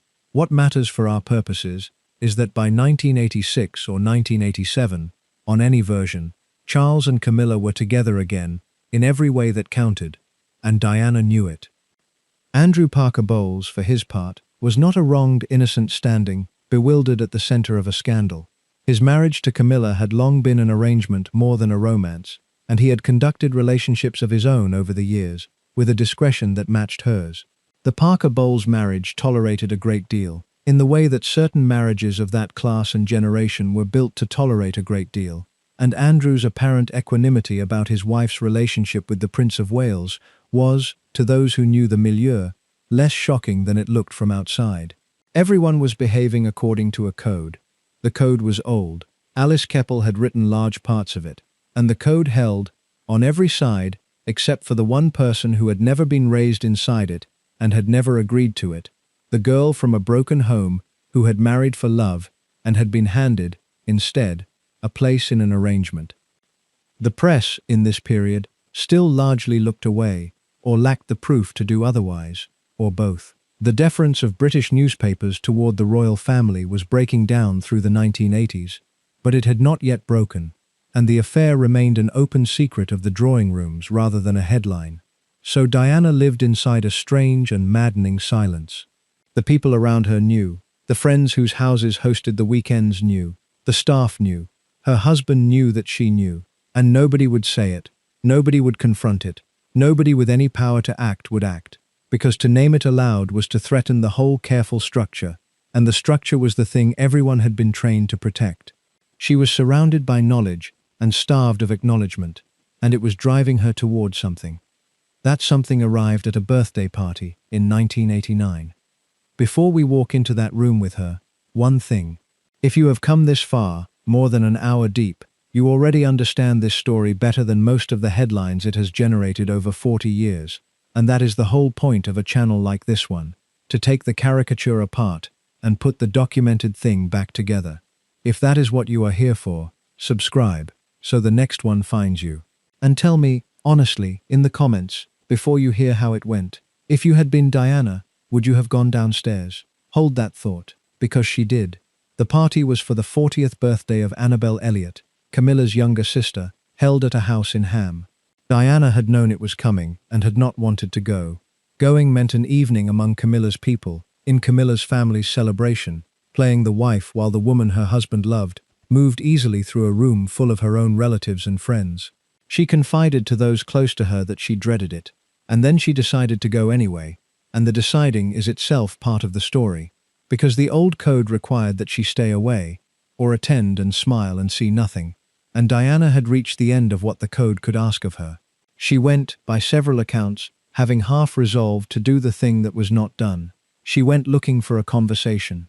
What she was about to do ran against everything her position and her temperament had trained into her, and that is part of what makes the moment so remarkable. For years, Diana had absorbed the situation the way the code demanded, suffering in private, turning her anguish inward into the illness that was destroying her body, saying nothing to the one person who was the living center of her grief. The whole architecture of that world was built to ensure that this conversation never happened, that the wife and the mistress never spoke plainly, that the arrangement was preserved precisely by the silence between the two women it bound together. To walk downstairs and break that silence was to violate the deepest rule of the world she had married into, and Diana knew it. And by the accounts of that evening, she spent much of the party working herself up to do it anyway, watching Camilla across the room, feeling the old helpless knowledge harden, for once, into resolve. There is a courage in it that is easy to miss beneath the awkwardness of the scene. She was 27, outnumbered, on hostile ground, at a party full of people who belonged to Camilla's world and not to hers, with no ally in the room and no expectation of support. She had every reason to keep swallowing it, to smile through the evening and cry in the car as she had learned to do.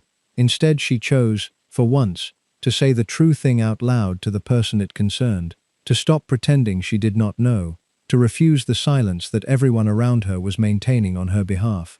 It changed nothing about her situation, and it may even have made it worse, and she almost certainly understood that before she went down the stairs. She did it anyway, because there is a limit to how long a person can be asked to collude in the pretense that the thing hollowing out her life is not happening, and Diana had reached hers. For much of the evening she managed the surface of it. Then she noticed that Charles had drifted from the party, and that Camilla was gone as well, and she understood where they were, and she went down to find them. In the account she gave Andrew Morton, and repeated in substance to friends over the years, there was a small group downstairs, and she gathered her nerve and asked the men present, including Charles, to leave her alone with Camilla, and then she said her piece.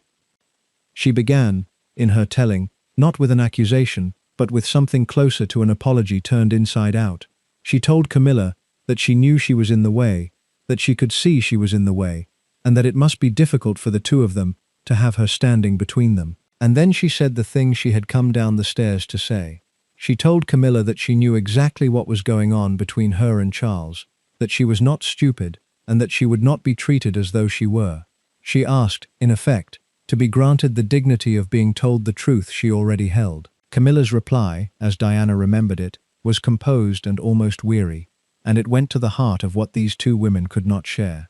Camilla said that Diana had everything, a future king, 2 beautiful sons, everything a woman could want, and she asked what more Diana could possibly need. And Diana gave the answer that no arrangement, however old and however elegant, could ever satisfy. She said she wanted her husband, not the title, not the palaces, not the crowds or the covers or the tea towels, the man. She wanted the one thing the whole system had quietly agreed she was not entitled to expect.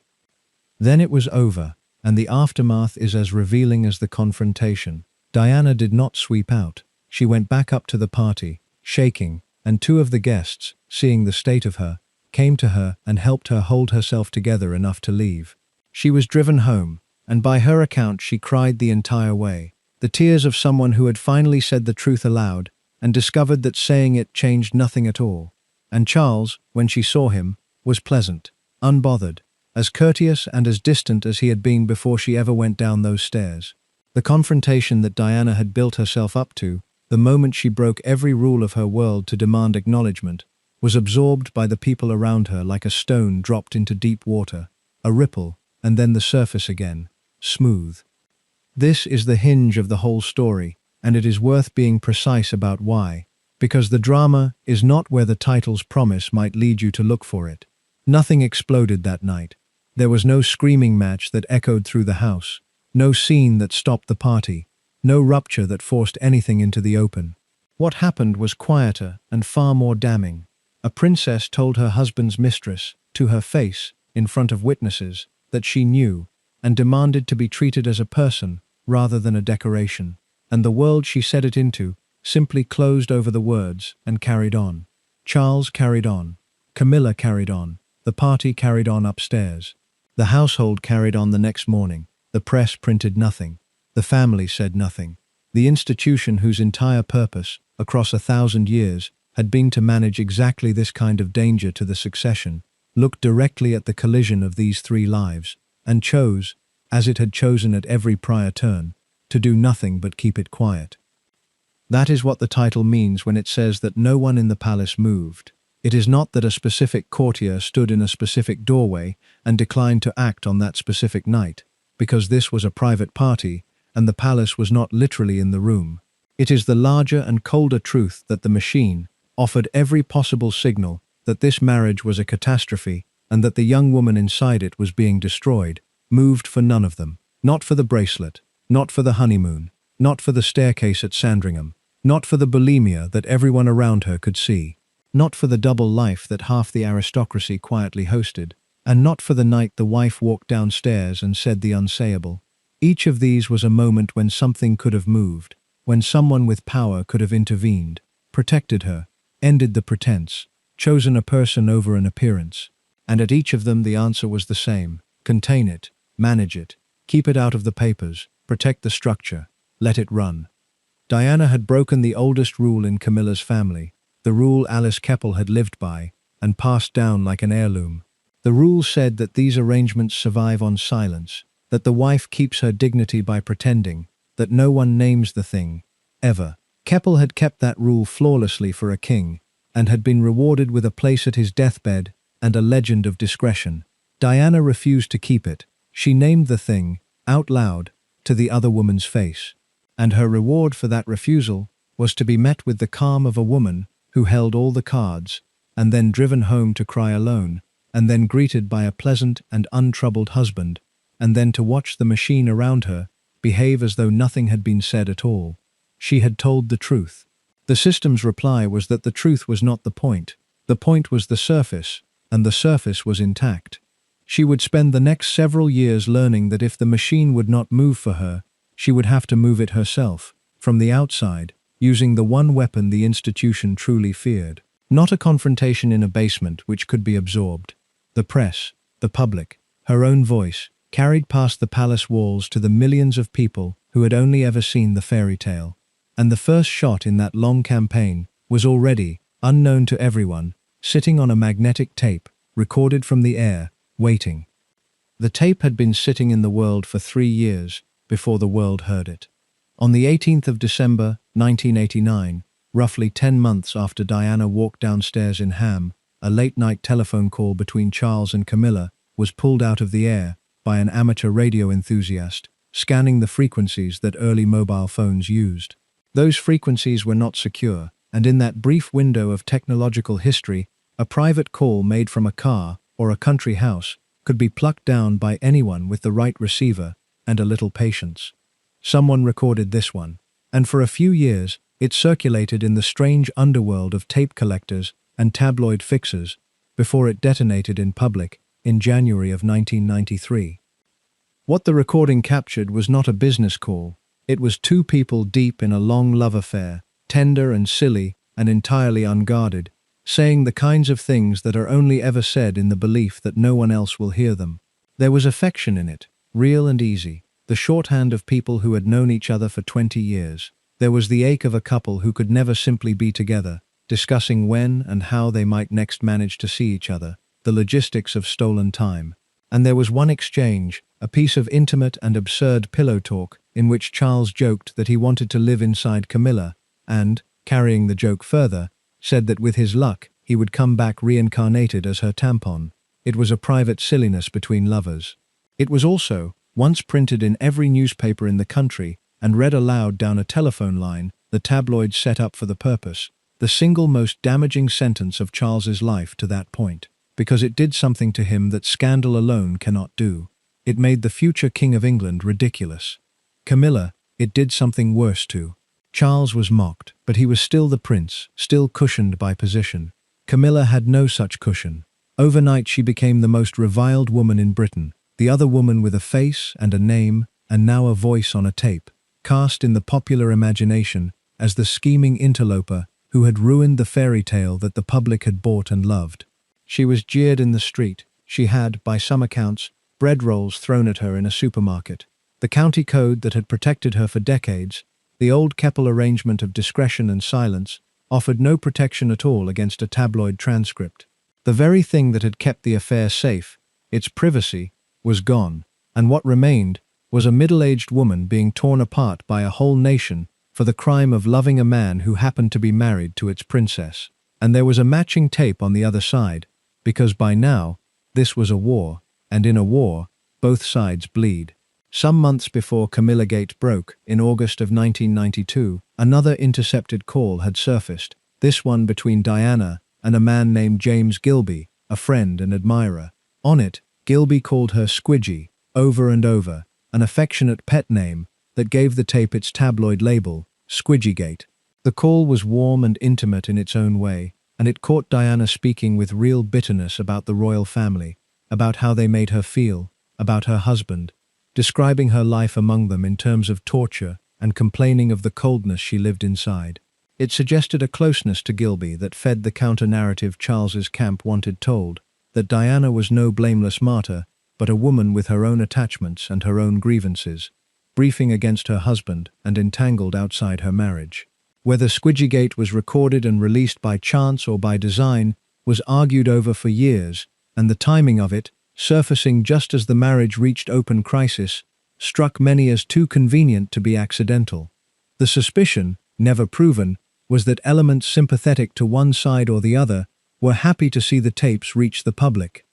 Set the two recordings side by side, and you can see the whole marriage laid open on magnetic tape. On one, a husband and his mistress, in love, planning their next meeting, joking in the dark. On the other, a wife, unhappy and confiding in another man, describing her married life as a form of torment. Neither party came out clean. Both were exposed in their most private moments to a public that consumed the details with an appetite that shames the retelling. But for the particular thread we are following, Camillagate did one thing that mattered more than all its embarrassment. It confirmed, to the entire world, in the couple's own words, the exact thing Diana had confronted Camilla about in that basement in 1989. The affair she had named to Camilla's face, in a private room, to be met with calm and then absorbed by a system that would not move, was now printed on the front page of every newspaper in Britain. The silence had held inside the palace. It could not hold against a scanner and a cassette. It is worth pausing on what the tapes destroyed, because it was something larger than two reputations. The power of the monarchy had always rested, to a degree that is easy to underestimate, on distance. The mystique of royalty was a product of remove, of the sense that these were people set apart, glimpsed at ceremonies and on balconies but never truly known, their private selves shielded behind palace walls and centuries of deference. The whole spell depended on the public not seeing too much, on a discreet veil between the institution and the ordinary human mess of the people who embodied it. The Keppel Code had been, at bottom, a technology for maintaining that veil, a way of keeping the private life private so that the public image could remain intact and elevated. And the tapes tore the veil away completely. Suddenly the future king was not a remote and dignified figure, but a voice on a cassette, caught in the most intimate and absurd exchange imaginable, played down a telephone line to anyone who cared to dial in, and printed word for word in newspapers that sold in the millions. The mistress was not a shadowy name but a woman whispering endearments, exposed and mocked. There was no distance left, no veil, no mystique, only the raw and comic and human reality of it, consumed by a public that had never before been permitted to eavesdrop on the private hours of the people it was asked to revere. You cannot easily revere someone whose most embarrassing private joke you have read aloud to your friends, and something in the old spell broke that could not simply be mended.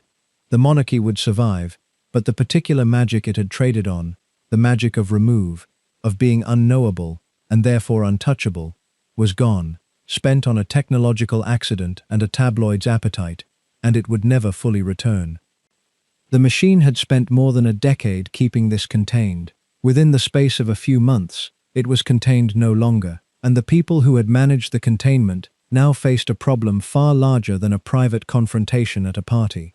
The marriage of the heir to the throne was disintegrating in public, in real time, in transcripts and tabloid headlines, and the woman at the center of it had discovered that the press could do for her what the palace never would. It could make the country pay attention, and she was, by now, working with a writer. The book landed in June of 1992, and it changed everything, because for the first time, the case against the marriage was made not in tabloid fragments, but as a sustained and devastating narrative, and it was made, though almost no one knew it at the time, by Diana herself. The author was a journalist named Andrew Morton. The book was called Diana: Her True Story, and its secret, the secret that gave it a power no outside account could have had, was that its central subject had been its hidden source. Diana had cooperated in the most deniable way imaginable. She recorded her answers to Morton's questions onto tapes, in her own voice, in her own sitting room, and had them carried back and forth by a trusted intermediary, a mutual friend named Dr. James Coldhurst, who cycled to Kensington Palace, collected the tapes, and delivered them to the writer. In public, Diana maintained that she had nothing to do with the book. In private, she had dictated its spine. What the book told the country was, for the country, a revelation, though for the reader of this film, it is by now familiar ground. It laid out the bulimia in clinical detail. It described the episodes of self-harm and the despair of the early years, including the fall at Sandringham. It told of a young woman deposited into a cold institution without support and slowly coming apart. And at the center of all of it, named at last in plain print, was Camilla.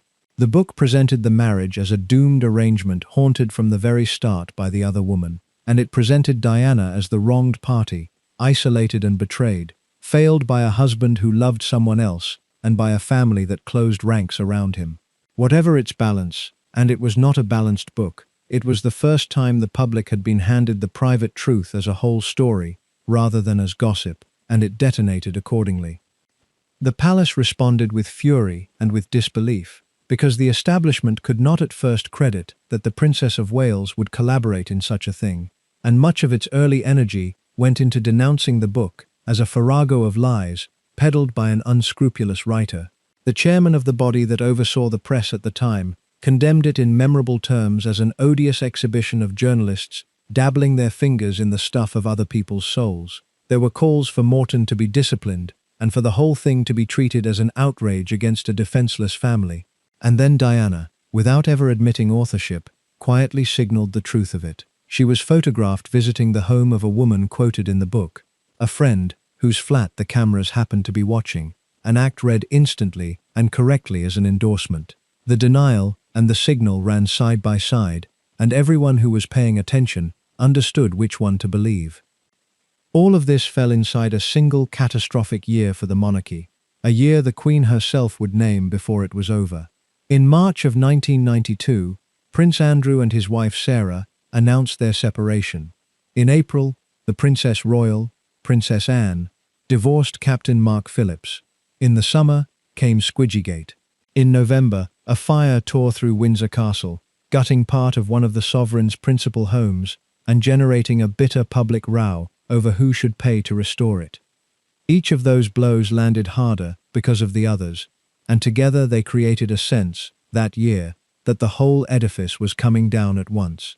The separation of Prince Andrew and his wife Sarah in the spring was followed, in the summer, by a scandal that turned the younger royal marriages into national farce, when photographs were published of Sarah, still nominally a member of the family, having her toes kissed by an American financier beside a swimming pool in the south of France. It was humiliating, undignified, and impossible to explain away, and it fed a growing public sense that the royal family had become a soap opera rather than an institution. The Windsor Castle fire in November, tearing through the state apartments of one of the sovereign's principal residences, then produced a row that cut to something deeper, because when the government suggested the taxpayer should fund the restoration, the public reaction was hostile enough that the arrangement had to be rethought, and it accelerated a reckoning that ended with the Queen agreeing, for the first time, to pay income tax and to open Buckingham Palace to paying visitors to help meet the cost. The idea that the monarch's finances were nobody's business had been quietly abandoned under public pressure, another old certainty gone. And running alongside all of it was the divorce of the Princess Royal from her first husband and her remarriage, before the year was out, to a naval officer, so that by the close of 1992, 3 of the Queen's 4 children had seen their marriages collapse, one of them amid poolside photographs, and the 4th, the heir, was living in open and public estrangement from the wife the nation had watched him marry. No amount of institutional discipline could disguise the pattern. The generation that was supposed to carry the monarchy forward had produced, in the space of a single year, a cascade of broken marriages and tabloid scandals that left the whole enterprise looking less like a sacred institution and more like a family in freefall. And it was against that backdrop of general collapse that the Queen stood up at the Guildhall and reached for a Latin phrase to describe a year she would rather forget. and through all of it ran the slow, grinding, public disintegration of the Prince and Princess of Wales. 4 days after the Windsor fire, in a speech at the Guildhall marking the 40th anniversary of her accession, the Queen, her voice roughened by a cold, and by something heavier than a cold, described the preceding 12 months in a phrase that entered the language. 1992, she said, was not a year on which she would look back with undiluted pleasure. It had turned out to be, in a Latin phrase a correspondent had sent her, an annus horribilis, a horrible year, and it was not finished. The separation came in December. On the 9th of December 1992, the Prime Minister, John Major, rose in the House of Commons and read a formal statement announcing that the Prince and Princess of Wales had agreed to separate. He told the House that the decision was amicable, that the couple would continue to carry out their public duties, that the succession was unaffected, and, in a line that reads now as almost unbearably strained, that there was no reason why the Princess of Wales should not in due course be crowned Queen alongside her husband. It was the sound of an institution trying to hold a shape that had already shattered. Everyone listening understood that a marriage announced to the world 11 years earlier as a fairy tale was over, that the two people at the center of the monarchy's future now lived apart and briefed against each other, and that the careful silence the machine had maintained for more than a decade had given way to open, public, and mutually destructive war. That war had a name in the press. They called it the War of the Waleses, and it was fought, from here on, largely through the media, with each side deploying friends, leaks, sympathetic journalists, and eventually the most powerful weapon either of them possessed, direct address to the public over the heads of the palace. The mechanics of that war are worth understanding, because they turned the private collapse of a marriage into a running national conflict, conducted by proxy through the newspapers. Each principal had a camp, and each camp had its favored journalists, its trusted go-betweens, its ways of ensuring that a particular version of events reached the public looking like independent reporting. Diana was extraordinarily skilled at this. She cultivated relationships with reporters she trusted, fed them her side, understood instinctively how to place a story and how to time an appearance so that the image did the arguing for her. Charles, slower to the game and temperamentally averse to it, eventually acquired his own operators, who fought back on his behalf with equal ruthlessness. The result was a kind of arms race of leaks and counter-leaks, each side briefing against the other, each disclosure answered by a fresh disclosure, the whole thing playing out across the front pages week after week, while the couple themselves maintained, in their dwindling public appearances together, a frozen and unconvincing civility. What made it worse and more dangerous to the institution was that the palace itself was not one thing but several warring interests. There were Charles's people, there were Diana's people, and there were the Queen's people, and their objectives did not align. Charles's staff wanted to protect and eventually rehabilitate him. Diana's wanted to advance and defend her. The Queen's wanted, above all, to protect the crown itself from the damage the other two were inflicting on each other. Briefings flew in all directions. Courtiers who were supposed to serve a single family found themselves effectively working for rival factions within it, and the tabloids, well supplied from every side, feasted. The dignified silence that the monarchy had always relied upon, the refusal to explain or complain that had protected it for generations, collapsed entirely because the people inside the palace were now the sources. Underneath the spectacle ran a genuine constitutional anxiety, and it was not manufactured.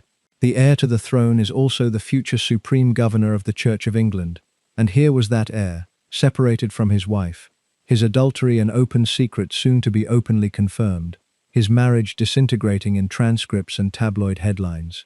Serious people asked, in print and in private, whether a man in his situation could properly inherit that role, whether the monarchy could survive the reputational battering it was taking, whether the whole institution was being fatally undermined by the war between two of its principal figures. The monarchy's popularity, which Diana had done so much to lift in the early years, sagged through the middle of the decade, and voices that had been marginal, questioning whether the country needed a monarchy at all, grew louder and more respectable than they had been in living memory. The machine that had refused to move to help Diana in her private agony now found that the agony had gone public and was threatening the very thing the machine existed to protect. It had contained the danger for a decade by keeping it quiet. It could no longer keep it quiet, and it did not know how to fight a war in which its own people were arming both sides. Diana had learned in that basement in 1989 that the institution would not move to help her, and she had learned from Morton's book that the country would listen if she spoke. The palace, for its part, watched the heir's marriage become a running national drama it could no longer manage, and began to fear what would happen when the two principals stopped speaking through intermediaries and started speaking, on camera, for themselves. They did not have long to wait. Within 2 years, both of them would sit down in front of a television camera and say, to millions of people at once, the things that had once been confined to a recorded phone call and a private room. Charles went first, and he did it, remarkably, on purpose. In June of 1994, to mark the 25th anniversary of his investiture as Prince of Wales, he cooperated with a long television documentary made by Jonathan Dimbleby, a serious broadcaster and the son of a famous one, intended to show the country the substance of the man, his charitable work, his ideas, his sense of duty. It was meant to rehabilitate him, and in the middle of it, Dimbleby asked the question that everyone had wanted asked for years, whether Charles had been faithful to his wife. Charles could have deflected. Instead, on camera, watched a few nights later by around 14 million people in Britain, he admitted it. He said yes, he had been unfaithful, adding that he had done so only after the marriage had become, in his phrase, irretrievably broken down, with both of them having tried. It was the first time the heir to the throne had confirmed the affair from his own mouth, to the nation, in his own voice. He had meant the admission to be dignified, a careful and honest confession, bounded by the claim that he had strayed only once the marriage was already dead. That is not how it landed. The distinction he was so anxious to draw, that the adultery followed the collapse rather than causing it, was of enormous importance to Charles, and of almost no interest to anyone else, and the headline the next morning was not that the prince had tried his best. The headline was that the prince had cheated on the most loved woman in the world, with a woman most of the public despised. The accompanying biography that Dimbleby published named Camilla directly as the person, removing the last shred of deniability. Charles had hoped to explain himself. What he had actually done was confirm, officially and forever, the thing Diana had been trying to make someone acknowledge since before the wedding. The miscalculation behind that confession is worth naming, because it reveals how badly Charles and his advisors still misjudged the public mood, even at this late stage. The Dimbleby documentary had been conceived as an act of rehabilitation, a chance to show the country the serious and dutiful man behind the tabloid caricature, his decades of work on the environment and architecture, and the causes he cared about, the substance that the soap opera of his marriage had buried. The plan was to remind people that the Prince of Wales was more than a philandering husband, and the plan was overwhelmed, in a single answer, by the philandering husband, because Charles and the people around him had convinced themselves that the crucial thing was the distinction he was so eager to draw, the careful insistence that he had strayed only after the marriage was already dead. They believed the public would weigh that qualification and find him sympathetic, a man who had tried and failed and only then sought comfort. They were wrong about that in the way people who spend their lives inside an institution are often wrong about the world outside it. The public did not hear a nuanced confession bounded by an honorable timeline. It heard that the Prince of Wales had admitted adultery on television, and it filled in the rest with what it already knew, which was Diana, and Camilla, and the tapes, and the years of denial, and the result was not sympathy but a fresh wave of the old contempt. Whatever rehabilitation the documentary had been meant to achieve was buried under the headline, and Charles ended the exercise, not restored in the public's affection, but freshly confirmed in exactly the role he had hoped to escape. He had gone on television to be seen as more than the man who cheated on Diana, and he had, in the space of one sentence, made himself once again precisely that man, officially and in his own voice, for the rest of his life. For Camilla, the confession detonated her own life a second time.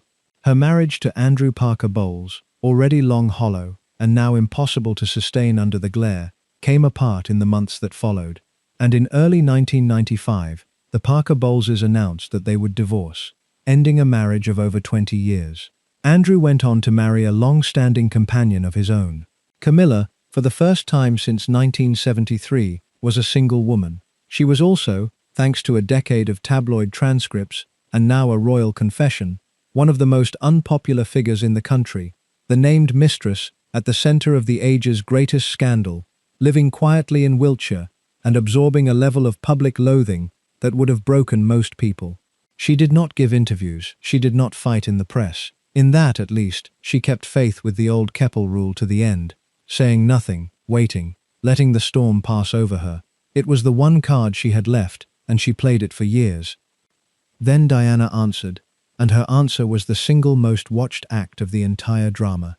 On the 20th of November 1995, the BBC broadcast an interview with the Princess of Wales, conducted by a then little-known reporter named Martin Bashir for the programme Panorama. Almost 23 million people in Britain watched it, a figure that made it one of the most viewed factual broadcasts in the country's history. Diana sat alone, in soft light, her eyes rimmed with dark makeup that made her look both fragile and unflinching, and she dismantled, quietly and completely, the last defenses of the institution she had married into.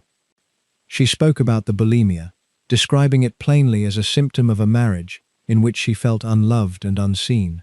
She admitted her own affair with a cavalry officer named James Hewitt, saying that she had adored him and had been let down. And then she said the sentence that outlived everything else in the interview, the sentence that fused the whole story into 6 words that anyone could carry. Asked about Camilla's part in the breakdown of the marriage, she said that there had been 3 of them in it, so it was a bit crowded. 3 of us in this marriage. It was devastating precisely because it was not a rant.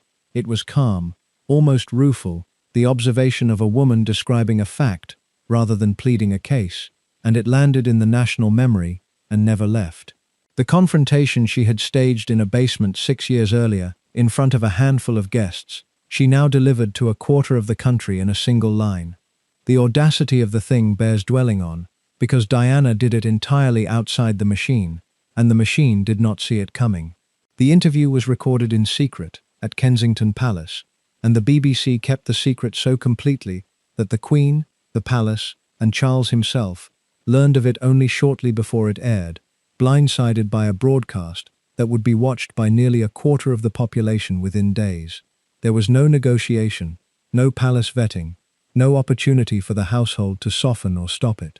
The wife of the heir to the throne had simply gone around the entire institution and spoken directly to the nation, and the institution could do nothing but watch it happen and absorb the damage afterward. For a family whose power had always rested on control of its own image, this was a kind of insurrection, and everyone inside the palace understood it as one. What she said, beyond the line about the crowded marriage, was calculated to wound the institution at its most sensitive points, and it did. She spoke with quiet devastation about her bulimia and her unhappiness, casting herself, accurately, as a young woman who had been failed. She raised, gently and unmistakably, the question of whether Charles was suited to the role that awaited him, wondering aloud whether the top job, as she called it, would prove too confining for his temperament, a doubt about the future king, delivered by the mother of the king after him, on national television. She said she did not want a formal role, but wished instead to be, in her phrase, a queen of people's hearts, an ambassador for the country's compassion rather than a figure of its constitution. And she made clear that she knew the establishment had come to regard her as a problem, an inconvenience to be managed, and that she would not oblige it by fading away, saying that she would not go quietly and would fight to the end. Every one of these was a blow aimed with precision, and every one landed, and the cumulative effect was to expose the private truths of the monarchy's central marriage to a national audience in a way the palace had spent 14 years working to prevent. The genius and the tragedy of it were the same thing. Diana had learned, in a basement in 1989, that the institution would never move to help her, that a confrontation conducted in private could be absorbed and forgotten by a system built to smooth over exactly such moments. So she took the confrontation out of the private room and put it in front of 23 million people, where it could not be absorbed, where the machine's usual instrument of silence was useless, because she was the one holding the microphone. It worked. It made her case to the country beyond any possibility of the palace controlling it, and it also, in the end, cost her the last of her official standing, because a monarchy that had been publicly humiliated by one of its own was not going to keep her comfortably inside the tent, and the price of speaking was exclusion. She had won the argument with the public and lost, forever, any chance of winning it with the institution, which responded to being defeated in the open by moving, at last, to be rid of her. She did not stop at Camilla. She questioned, gently and unmistakably, whether Charles was suited to be king at all, musing that the top job, as she called it, might bring limitations he could not adapt to, a doubt cast on the future sovereign by the mother of the future sovereign after him, broadcast to the nation. She said she would not go quietly.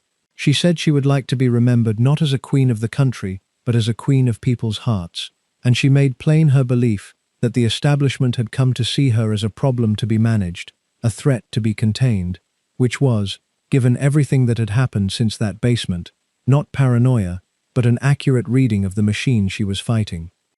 The palace was stunned, and the family's patience finally ran out, not at the marriage, which had been dead for years, but at the spectacle of it being litigated on television by both principals in turn.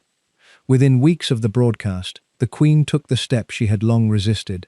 She wrote to both her son and her daughter-in-law in letters delivered in December of 1995, telling them that an early divorce was now, in her view, the best course for everyone, including the children. The sovereign had concluded that the marriage could not be saved, and that its continued public agony was doing more damage than a clean end would. After 14 years, the institution that had rushed Charles and Diana toward the altar now formally urged them apart. There is a coda to the Panorama interview that did not emerge for another quarter of a century, and honesty about the record requires that we include it. In 2021, a formal inquiry led by a retired senior judge, Lord Dyson, found that Martin Bashir had used deception to secure the interview in the first place, commissioning forged bank documents to persuade Diana's brother, Earl Spencer, that people close to Diana were being paid to spy on her, and using that manufactured fear to gain an introduction to the princess. The inquiry further found that the BBC's own internal investigation at the time had been wholly inadequate, and that the corporation had covered its failings. Diana's sons condemned the findings without reservation, and Prince William stated his belief that the deceit had fed his mother's sense of isolation and fear in her final years, and had worsened matters between his parents. It is a genuine stain and it matters, but it does not unsay what Diana said. The forgery bought Bashir his access. The words on the tape were hers, and they matched, almost exactly, the private truths she had been telling friends, and Morton, and Camilla in that basement, for years. The manner of the interview was disgraceful. The substance of it was Diana's own. By the end of 1995, then, the silence was not merely broken, it had been demolished, deliberately, by the two people it had been built to protect, each in turn choosing the television camera as the instrument the palace could not control, and the only thing left to formalize was the ending. The divorce was made final on the 28th of August, 1996, 15 years and a month after the wedding at St. Paul's. The terms gave Diana a lump sum reported at around £17 million, an income to run her office, and the retention of her apartments at Kensington Palace. They also took something from her that mattered more to the palace, and to her, than money. She was permitted to keep the title Diana, Princess of Wales, but she was stripped of the style Her Royal Highness. In the grammar of royalty, this was not a footnote.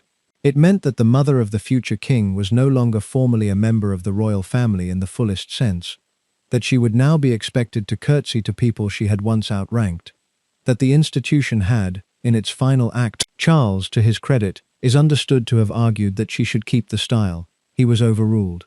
Prince William, then 14, is said to have promised his mother that he would give it back to her when he was king. He never got the chance.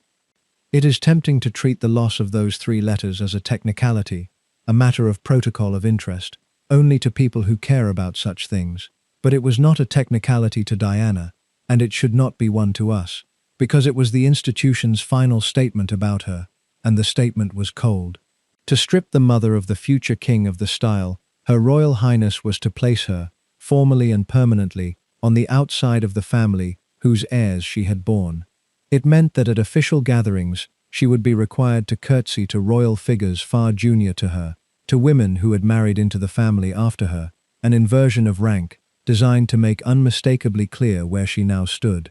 It was, in the grammar of an institution that communicates through exactly such gestures, a demotion and a rebuke, and it was aimed at a woman whose only real offense had been to refuse to suffer the arrangement in silence.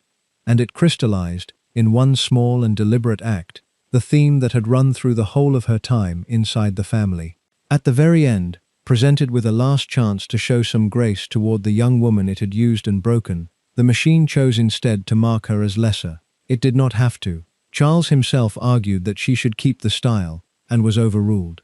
The choice was made to assert the institution's precedence over any impulse of generosity, to protect the hierarchy rather than honor the human being, and it was entirely of a piece with everything that had come before, with the bracelet and the honeymoon, and the years of unacknowledged suffering, and the silence in the basement.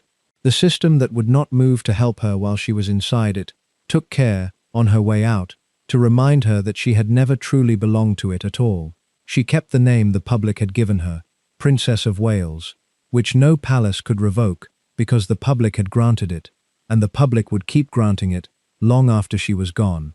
What the institution controlled, it took. What it could not control, her hold on the affection of ordinary people, it had never understood in the first place, and could not touch. Cut loose from the institution, Diana became, in the last year of her life, something the palace had never managed to make her while she was inside it, which was free.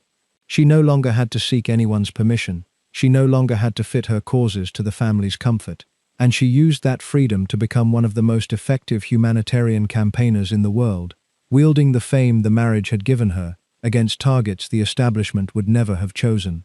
In January of 1997, she went to Angola with a landmine charity, and she walked, in a flak jacket and a protective visor, along a lane, through a partially cleared minefield, outside the town of Huambo, and she sat with people, many of them children, whose limbs had been taken by buried ordnance. The photographs went around the planet. A government minister at home, irritated, called her a loose cannon meddling in politics she did not understand. She kept going. She sat on the beds of men dying of AIDS, at a time when much of the public still believed the disease could be caught from a handshake, and she took their hands without gloves, and she let the cameras see her do it, and in doing so she moved public feeling in a way no minister and no committee could. Outside the palace walls, unprotected and unpermitted, she had become more powerful than she had ever been within them. The Landmines campaign is the clearest illustration of what that freedom let her do. When she walked that cleared lane in Angola in January of 1997, she was not merely posing for a striking photograph. She was deliberately pointing the vast wattage of her fame at a cause that governments had found convenient to ignore: the millions of anti-personnel mines left buried in the ground of former war zones, waiting years and decades to take the legs and the lives of farmers and children, long after the fighting had stopped. The image of the Princess of Wales in a visor and a flak jacket, walking through a real minefield, did in an afternoon what years of patient campaigning by charities had failed to do. It made the world look. And when a government minister at home dismissed her as a loose cannon straying into matters of policy she did not understand, the rebuke rebounded on him, because the public had already decided whose side it was on, and it was not the side of the men in offices explaining why nothing could be done. She went further still, traveling later that year to Bosnia to meet more mine victims, lending her name and her presence to the international effort to ban the weapons outright. She did not live to see the result, but the result came, and it came quickly. The treaty banning anti-personnel landmines was signed in December of 1997, a few months after her death, and the surge of attention she had brought to the cause is widely credited with helping to carry it over the line. A woman with no official standing, no department, no constitutional role, stripped of her royal style and cut loose from the institution, had moved an international question by the sheer force of her fame and her willingness to spend it on something that mattered. It was the answer, delivered in the last year of her life, to everyone who had ever treated her as a decorative accessory to a prince. None of this was new in kind, only in scale, because the instinct had always been there. As far back as the 1980s, at the height of the fear and ignorance surrounding AIDS, when much of the public still believed the disease could be caught from a touch, Diana had sat on the beds of dying men and taken their hands without gloves, and let the photographers record it, understanding that a single image of a princess touching an AIDS patient would do more to fight the stigma than any amount of official reassurance. That was the gift the institution had never known how to use, and had often seemed embarrassed by: the ability to change what millions of people felt with one human gesture. Freed from the palace, she turned that gift on the causes she chose, and in doing so became, in the final stretch of her life, a figure of genuine moral authority in the world, more listened to than most heads of state, and more powerful, in the only currency that had ever really been hers, than she had ever been permitted to be, as the wife of the future king. She had also, in that final summer, found a private life of her own that the press pursued with the same relentlessness that had defined her whole adult existence. She spent the summer of 1997 in the company of Dodi Fayed, a film producer, and the son of the businessman Mohammed Al-Fayed, then the owner of Harrods and of the Ritz Hotel in Paris. They were photographed together on yachts in the Mediterranean, and the images sold for enormous sums, and the pack of photographers who had hunted Diana for 16 years closed in tighter than ever, sensing that the story of the freed princess and her new companion was the biggest running prize of the year. She had escaped the institution. She had not escaped the lens. It followed her out of the palace and into the last hours of her life. The lens deserves its own reckoning here, because it is the one constant that runs the entire length of Diana's story, from the first frame to the last, and it is as much the agent of her fate as any person in the palace. Think back to where it began. She was 19, not yet engaged, when the photographers first camped outside her door, and from that moment until the moment of her death, she was never again free of them, not for a single day. The same appetite that had made her, the public hunger for her image that sold every paper and magazine that carried her face, hardened over the years into something predatory, because the images were worth so much that no distance and no decency was allowed to stand between the photographer and the shot. A single candid picture of Diana could be worth a fortune, and where that kind of money is on offer, a certain kind of man will do a certain kind of thing to earn it, and the pursuit escalated year by year until it lost all restraint. By the last years of her life, the hunt had become a siege that never lifted. She was chased through streets, pursued on motorcycles, ambushed leaving restaurants and gyms and the homes of friends, photographed through windows and over walls, her every movement anticipated and staked out by men who made their living from her face. She spoke, near the end, of feeling hunted, of the impossibility of an ordinary moment, of a life lived permanently inside a scrum of long lenses. The fame that the marriage had conferred on her had become a kind of imprisonment more total than any the palace had imposed, and it followed her everywhere the palace no longer could, into her private happiness, into her holidays, into the summer of 1997, and the relationship the whole pack was now competing to photograph. And it was into exactly that pursuit that she died. The car that carried her into the tunnel in Paris was fleeing photographers, driven fast to escape them, and the men on the motorcycles behind it were chasing the same shot they had been chasing for 17 years. Whatever the precise chain of causes the later inquiries would establish, and they would establish that the driver bore the greatest share of the blame, the shape of the thing is impossible to miss. The most photographed woman in the history of the world was killed in the act of trying to escape from being photographed. The lens that had made her hunted her to the end, and the machine of celebrity that the monarchy had helped switch on when it needed a fairy tale in 1981, turned out to have no off switch, and it ran, unchecked, all the way to a pillar in an underpass on the last night of her life. In the early hours of the 31st of August 1997, Diana and Dodi Fayed left the Ritz Hotel in Paris by a back entrance, trying to lose the photographers waiting out front, and were driven at speed through the city in a black Mercedes. The car was driven by Henri Paul, the hotel's deputy head of security, and it was pursued by photographers on motorcycles. Entering the underpass beneath the Pont de l'Alma, the car lost control and struck a pillar. Dodi Fayed and Henri Paul were killed at once. The bodyguard in the front seat, Trevor Rees-Jones, the only occupant wearing a seatbelt, survived with grave injuries. Diana, gravely hurt, was cut from the wreckage and taken to the Pitié-Salpêtrière hospital, where doctors worked for hours to save her. She died that morning. She was 36 years old. The investigations that followed, exhaustive and repeated over the next decade, established the essential facts and rejected the alternatives.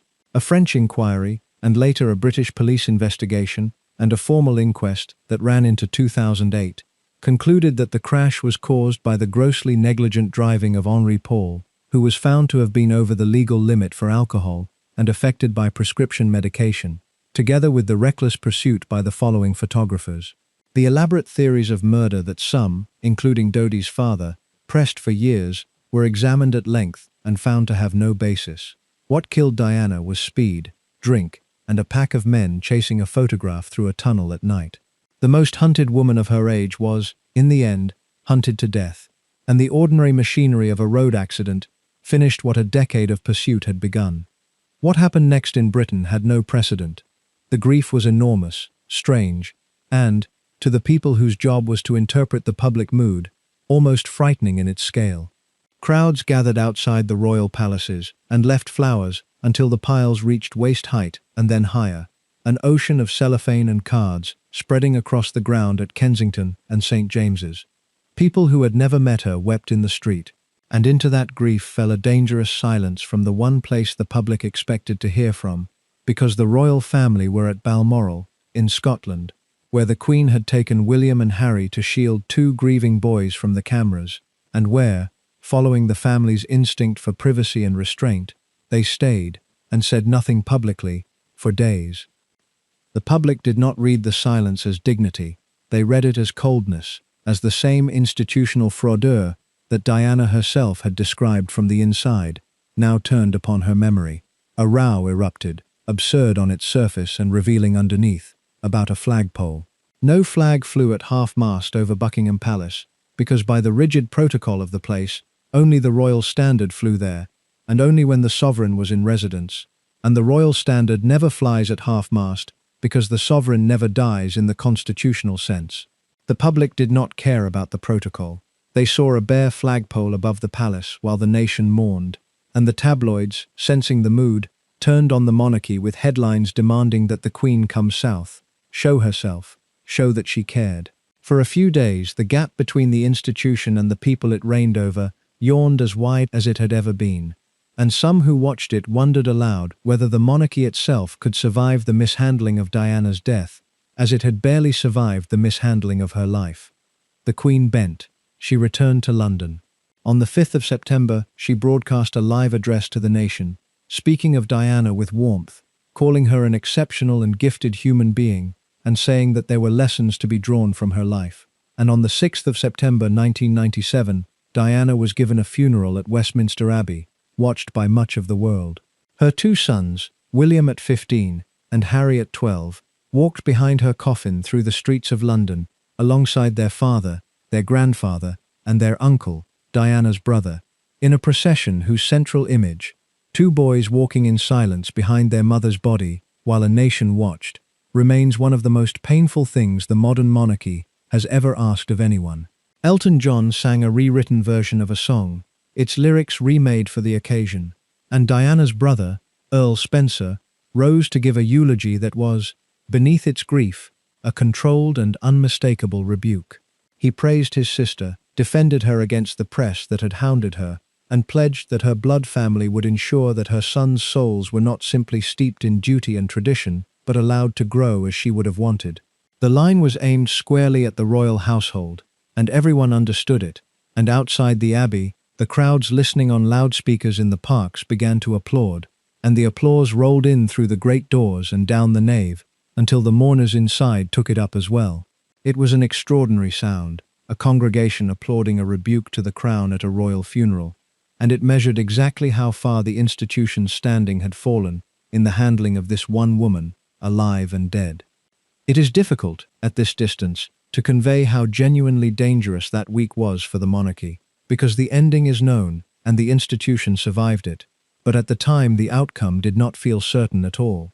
The grief was not the ordinary sadness that follows the death of a public figure. It was vast, raw, and strangely personal, felt by millions of people who had never met her as though they had lost someone of their own, and it fused, within days, with a hardening anger at the family that had, in the public mind, made her miserable in life and now seemed cold in death.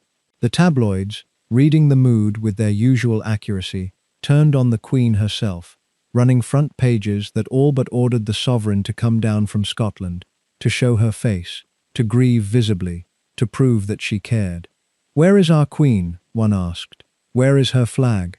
It was an extraordinary thing for the popular press to say to a monarch, and it would have been unthinkable a month earlier, and the fact that it could be said at all, and that much of the country nodded along, measured how far the institution's standing had collapsed under the weight of its own conduct. For a few days the monarchy faced something close to a crisis of legitimacy, a moment when the gap between the crown and the people it reigned over yawned wide enough that serious commentators wondered aloud whether it could recover, whether the mishandling of Diana's death might do what the mishandling of her life had not quite managed, and fatally undermine the whole enterprise. The family's instinct, to withdraw into private grief and shield two boys from the cameras, was in human terms defensible, and in political terms nearly catastrophic, because it read to a mourning nation as indifference. It took a deliberate reversal to pull back from the edge. The Queen came south. The flag that protocol said could not fly was flown at half-mast over Buckingham Palace after all, the rule quietly bent to the public will. And the sovereign went on television, live, to speak of Diana, with warmth, and to say that there were lessons to be learned, an act of accommodation from a monarch who did not easily accommodate, offered because the alternative had become too dangerous to risk. That the monarchy survived the week owes something to that reversal, and something to the funeral itself, which gave the grief a channel and a form, and something to the simple passage of time, which cooled the anger into mourning and then into memory. But the near miss was real, and it belongs in this story, because it is the sharpest possible illustration of the theme that runs through the whole of it. The machine that would not move to protect Diana while she lived, that absorbed her confrontation and ignored her suffering and managed her out of the family, very nearly destroyed itself by failing, one last time, to grasp what she meant to people in the days after she died. It had misjudged her as an inconvenience from the beginning. It misjudged her one final time as a corpse, and the misjudgment nearly cost it everything. And in all of this, somewhere in Wiltshire, out of sight, was Camilla. She did not attend the funeral. She could not possibly have attended the funeral. In the first days of September 1997, she was, without competition, the most hated woman in Britain. The named cause, in the popular story, of the misery of the princess, the whole country was now weeping for. Diana's death did not soften the public's feeling toward Camilla. It hardened it into something close to stone. To grieve Diana was, for millions of people, to blame Camilla, and the grief was vast, and so the blame was vast. Standing in that first week of September, with the flowers piled higher than a person, and the crowds applauding a rebuke to the palace, the idea that Camilla Parker Bowles could ever be publicly accepted at Charles's side would have seemed not merely unlikely, but obscene. The idea that she might one day be his wife was unthinkable. The idea that she might one day be crowned Queen of the United Kingdom, anointed in that same abbey, was beyond the reach of anyone's imagination. It took less than 8 years to make the first two of those unthinkable things real, and it was done on purpose, by professionals, one careful step at a time. The rehabilitation of Camilla Parker Bowles was not an accident of softening time. It was a campaign, planned and executed by professionals, and it had a nickname among the people who ran it. They called it Operation PB, for Parker Bowles. Its chief architect was a sharp public relations operator named Mark Bolland, who worked for Charles and who understood, as the old courtiers did not, that public opinion in the age of the tabloid could be moved, but only slowly, only in stages, and only by someone willing to manage the press, rather than merely resent it. The goal was audacious given where things stood in the autumn of 1997. The goal was to take the most hated woman in Britain and make her, in the end, acceptable at the side of the future king. And the method was patience, applied with a strategist's discipline over years. The scale of what Bolland was attempting is hard to overstate, because he was not merely improving an unpopular woman's image, he was trying to reverse one of the most deeply held public feelings of the age. Camilla was not disliked in the ordinary way that public figures are disliked. She was, for a substantial part of the country, the woman who had ruined Diana, and Diana was a secular saint whose death the nation had grieved as a personal loss. To make Camilla acceptable meant asking millions of people to set aside a story they had believed for years and mourned over, and it could not be done by argument, or by a single grand gesture, because a public feeling that deep does not yield to persuasion. It yields only to time and to the slow accumulation of small, unthreatening impressions that gradually replace the cartoon with a person. So Boland's method was patience raised to a strategy. He arranged for the couple to be glimpsed rather than presented, seen leaving a building together, photographed at a distance, allowed to become gradually familiar in a way that never demanded the public approve, only that it grow used to them. He managed the press with a professional's understanding of the trade, offering measured cooperation in exchange for measured restraint, feeding the appetite for images just enough to keep it from turning feral. He never rushed. Each step was allowed to settle before the next was taken, each small increase in visibility given time to become unremarkable before more was risked. It was the opposite of everything the tabloid age rewarded, and it worked precisely because it was slow. And there were obstacles that no amount of public relations could simply dissolve, chief among them the position of the Church. Charles was the future supreme governor of the Church of England, and both he and Camilla were divorced, with former spouses still living, which raised real and unavoidable questions about whether and how they could marry within the rules of the institution he would one day head.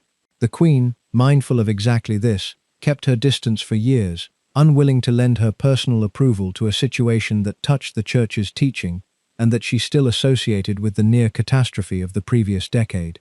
Boland could manage the press and choreograph the photographs, but he could not by himself deliver the acceptance of the sovereign or the blessing of the Church, and those would have to be won slowly, by conduct, over a span of years, until the objections that had seemed insurmountable in 1997 had quietly worn down to something that could, at last, be worked around.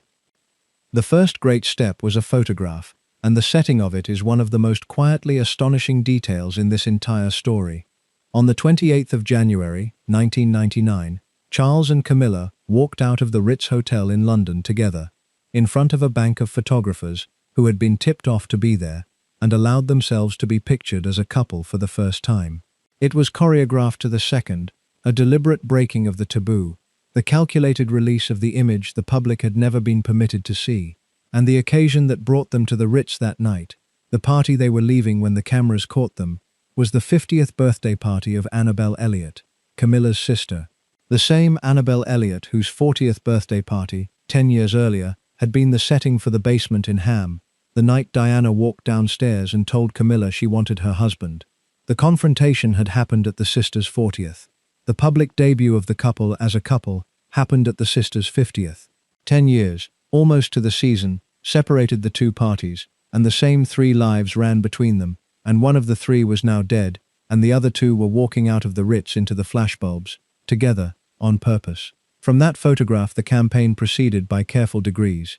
Camilla was introduced, privately and gently, to the people whose acceptance she would need. She met Prince William at St. James's Palace, an encounter so freighted that, by the accounts of it, she needed a stiff drink afterward to steady herself, understanding perfectly well what it meant to be presented to the grieving teenage son of the woman she had been blamed for destroying. She met Prince Harry. Slowly, over years, she met and was seen with more of the family, and the hardest acceptance of all, that of the Queen, came slowest, because Elizabeth II had watched the monarchy brought to the edge of a precipice over the treatment of Diana, and she associated Camilla with the whole near catastrophe, and she kept her distance for a long time. But even that thawed. The Queen came, in the end, to tolerate and then to accept the woman her son had loved for 30 years, attending, eventually, events in Camilla's honor, signaling by her presence that the long freeze was over. The acceptance that mattered most, and that proved most complicated, was not the Queen's or the public's, but that of Diana's two sons, and their relationship with Camilla is a story that is still being written, and still, at times, raw. William and Harry were teenagers when their mother died, and they were teenagers when they were first introduced to the woman a great part of the public still blamed for her unhappiness. Whatever they were told, and however gently it was managed, they were being asked to accommodate, in their own family, the person who stood at the center of their parents' ruined marriage, and they did it, at first, with the guarded courtesy of children who have learned that their feelings are not the priority. They came to the blessing at St. George's Chapel when their father married Camilla in 2005. They stood with the family, In public, the accommodation held. In private, it was more difficult, and the difficulty has since been placed on the record by one of the sons himself. In the memoir he published in January of 2023, Prince Harry gave his own account of those years, and it is his account, told from his side of a family estrangement, and it should be read as that, rather than as settled fact. In it he described how he and his brother had, as boys, asked their father not to marry Camilla, and he wrote of her in terms that were far from warm, casting her as a figure who had, in his telling, worked to rehabilitate her own image at the family's expense, and who had been, in the mythology of his childhood, something close to a wicked stepmother. Camilla did not respond. The palace did not respond. That silence was, once again, the old instrument, the refusal to engage in public, that had served Camilla for decades, and that she was not about to abandon now that she was queen. And William, whose relationship with his brother had by then broken down badly, did not share his brother's public account, maintaining instead the steadier, more pragmatic accommodation he had reached with his father's wife over many years.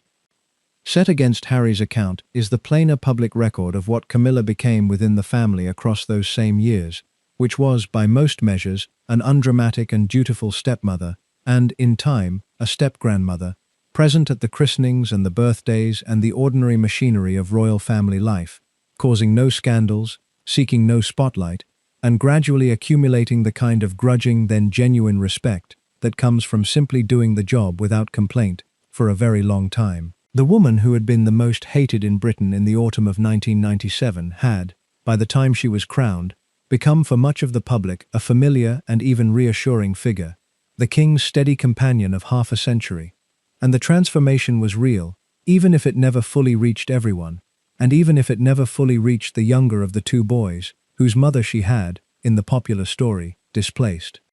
That is the honest state of it, and it is worth resisting the temptation to tidy it into something neater.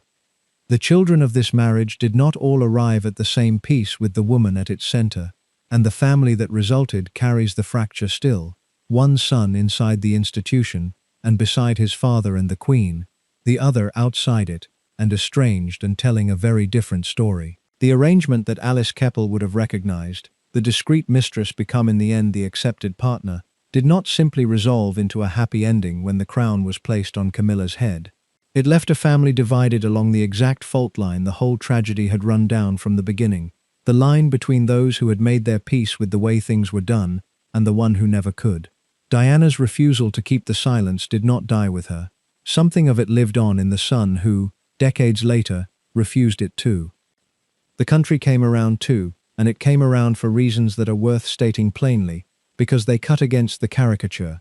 Camilla did not fight for her rehabilitation in the press. She gave no wounded interviews, mounted no campaign of self-justification, offered no rival to Diana's story. She did the opposite. She stayed quiet, kept working, turned up to unglamorous engagements, and let people slowly discover that the pantomime villain of the fairy tale was, in person, a down-to-earth, funny, unpretentious woman who plainly adored the man she had waited half a lifetime for.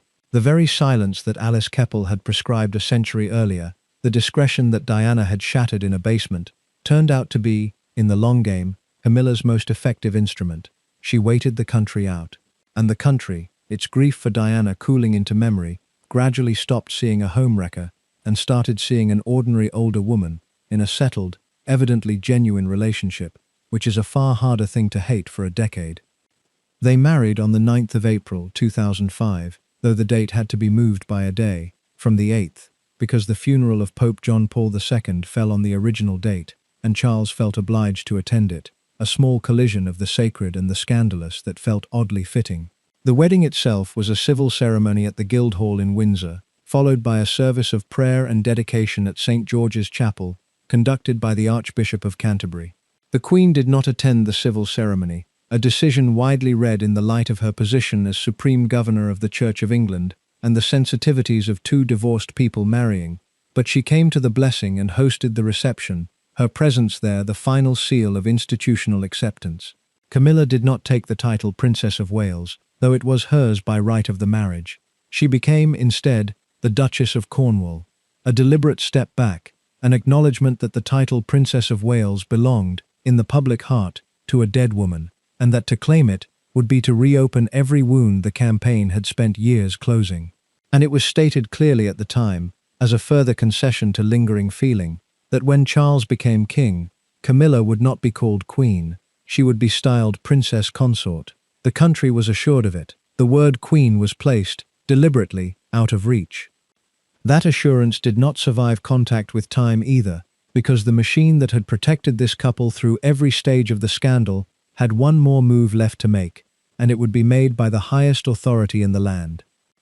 In February of 2022, as she marked 70 years on the throne, Queen Elizabeth II issued a written message to the nation, and in it, she did something she had spent much of the previous quarter-century declining to do.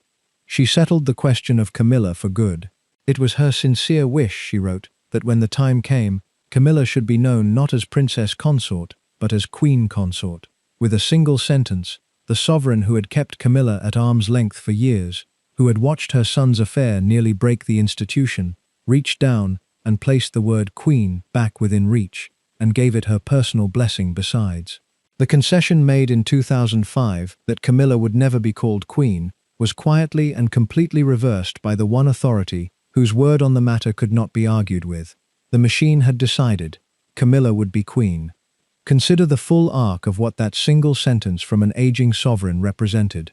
The same institution that had once steered Charles away from Camilla as an unsuitable match, that had prescribed a young and spotless bride in her place, that had spent a decade containing the affair in careful silence, that had marked Diana on her way out with a cold subtraction of rank, now reached its highest authority down to place a crown, in prospect, on the head of the very woman it had once ruled out.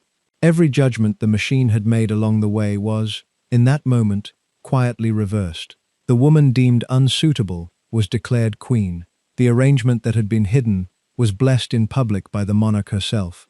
The long patience of the county code, the discretion of the Keppel Way, the refusal ever to make a scene, had outlasted every scandal and every headline, and arrived, at last, at the summit. What the institution had spent 40 years protecting, it now formally rewarded, and it did so in the plainest terms available to it, the personal word of the Queen. There was no ambiguity left in it, and no room for the lingering hope of Diana's admirers that the woman from the basement would be kept forever, at one remove from the throne. The remove was abolished by command from the top, and what was left was simply the fact of it, set down in the sovereign's own words for the record, that Camilla was to be crowned and called queen, and that the country was now expected, quietly and without further argument, to make its peace with the news. It happened sooner than anyone marking that jubilee expected. On the 8th of September, 2022, Queen Elizabeth II died at Balmoral, and her son acceded to the throne as King Charles III. And at that moment Camilla, the girl from the polo field, the wife of a cavalry officer, the named mistress of the tabloid transcripts, the most hated woman in Britain in the week the flowers piled up for Diana, became queen. And on the 6th of May 2023, in Westminster Abbey, she was crowned. In the same abbey where Diana's coffin had rested 26 years earlier, while a nation wept and the crowds applauded a rebuke to the crown, Camilla was anointed and crowned Queen of the United Kingdom, beside the husband Diana had once come downstairs to claim. The detail of that coronation carried its own quiet echoes.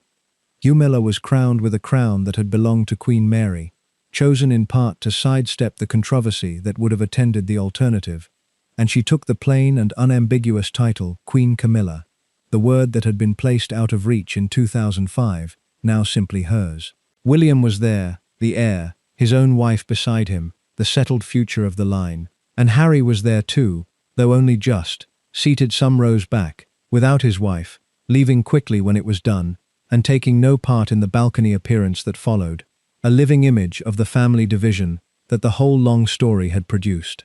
The woman from the polo field was crowned queen, and the family assembled to witness it was whole in the eye of the cameras, and fractured in fact, which was, in the end, the condition the monarchy had always managed to maintain, wholeness in the picture and fracture beneath it. And Diana, 26 years dead by the time Camilla was crowned, was somehow more present in the national memory than most of the living. She had not faded, she had done the opposite.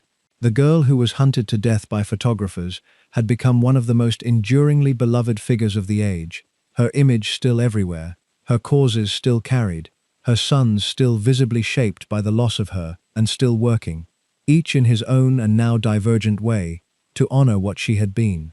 In 2021, William and Harry, in one of their last shared acts before the estrangement hardened, unveiled a statue of their mother in the garden of Kensington Palace, the home she had lived in through the worst of it, a small permanence in bronze, for a woman the institution had never quite known what to do with while she lived. She had wanted, she once said, to be remembered as a queen of people's hearts, rather than a queen of the country. She never held the title Camilla now held. She held the thing the title cannot confer, which is the lasting love of the public, and she holds it still, a quarter of a century after a car went into a pillar in a Paris tunnel, with the most famous woman in the world in the back seat. Stand at the two ends of this story, and look at what runs between them.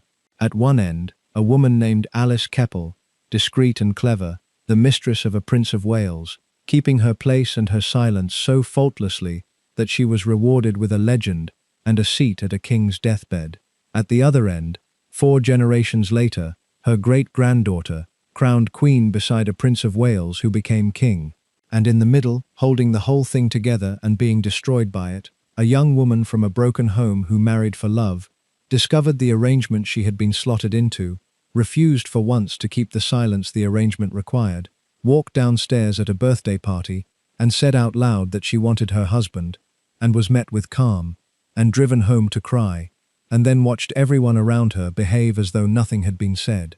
The Keppel way ran from one end of the century to the other, and arrived, in the end, at a crown. Diana's way, the naming of the thing, the refusal to pretend, cost her the family, the title, and some would argue, in the long chain of consequences, her life. None of this makes Camilla a villain, and the fair telling of it should say so plainly, because the caricature of the scheming homewrecker was always more useful to newspapers than it was true to the record. She loved a man for 50 years, most of them from the outside, endured a decade as a national hate figure without once fighting back in kind, and won a genuine and lasting acceptance, not by cunning, but by patience, and by simply being, in person, a good deal more ordinary and more likable than the monster the story needed her to be. Many who watch the King and Queen now see something real and long-suffering in the pairing, a love that outlasted everything the world could throw at it. That reading is available, and it is not wrong. Charles, too, was a man who was steered away from the person he loved by a system that thought it knew better, and who paid for that steering across his whole adult life.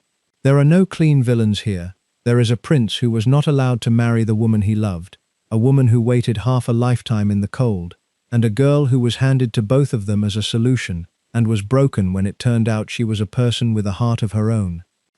The villain, if the word is to be used at all, is not a person. It is the silence. It is the thing that did not move. Every actor in this story was, in some measure, doing what the arrangement asked of them, and the arrangement asked, above all, that the surface be kept smooth whatever was rotting beneath it. That is what the palace protected, not Charles's happiness, which it sacrificed, not Diana's well-being, which it ignored through the bracelet, and the honeymoon, and the staircase, and the bulimia, and the basement, not even the truth, which it fought to suppress until the principals themselves put it on television. It protected the structure, the appearance, the continuity of the institution, and it protected these things by not moving, again and again, at every moment when moving would have meant choosing a person over an image. The night Diana went downstairs in Ham and told Camilla she knew, she was not really confronting a mistress, she was confronting the whole apparatus of silence that stood behind the mistress, the century of arrangement, the Keppel rule, the machine that had already decided her feelings were an inconvenience to be managed. She lost that confrontation the moment she began it, because you cannot win an argument with a system whose chief skill is refusing to have the argument at all. It simply waited, and absorbed her, and carried on, and 40 years later, it crowned the other woman queen. That is the real story behind the day Diana confronted Camilla. Not a catfight in a cellar, a young woman telling the truth to an institution built to ensure that the truth would never matter, and the institution proving her right by doing, in that moment and in the decades after it, exactly nothing that she needed it to do. If this is the kind of history you want, the documented thing rather than the tabloid cartoon, then subscribe and stay with the channel, because we do this properly here, and there is a great deal more of it to come. Tell me in the comments where you land, now that you have the whole of it. Was Diana right to go downstairs, knowing it would change nothing? Would you have kept the silence or broken it? And ask yourself the harder question the whole story leaves behind, the one the palace spent 40 years never answering. If an institution will not move to protect the person at the center of it, no matter what it costs her, then what, exactly, is it protecting, and who is it for?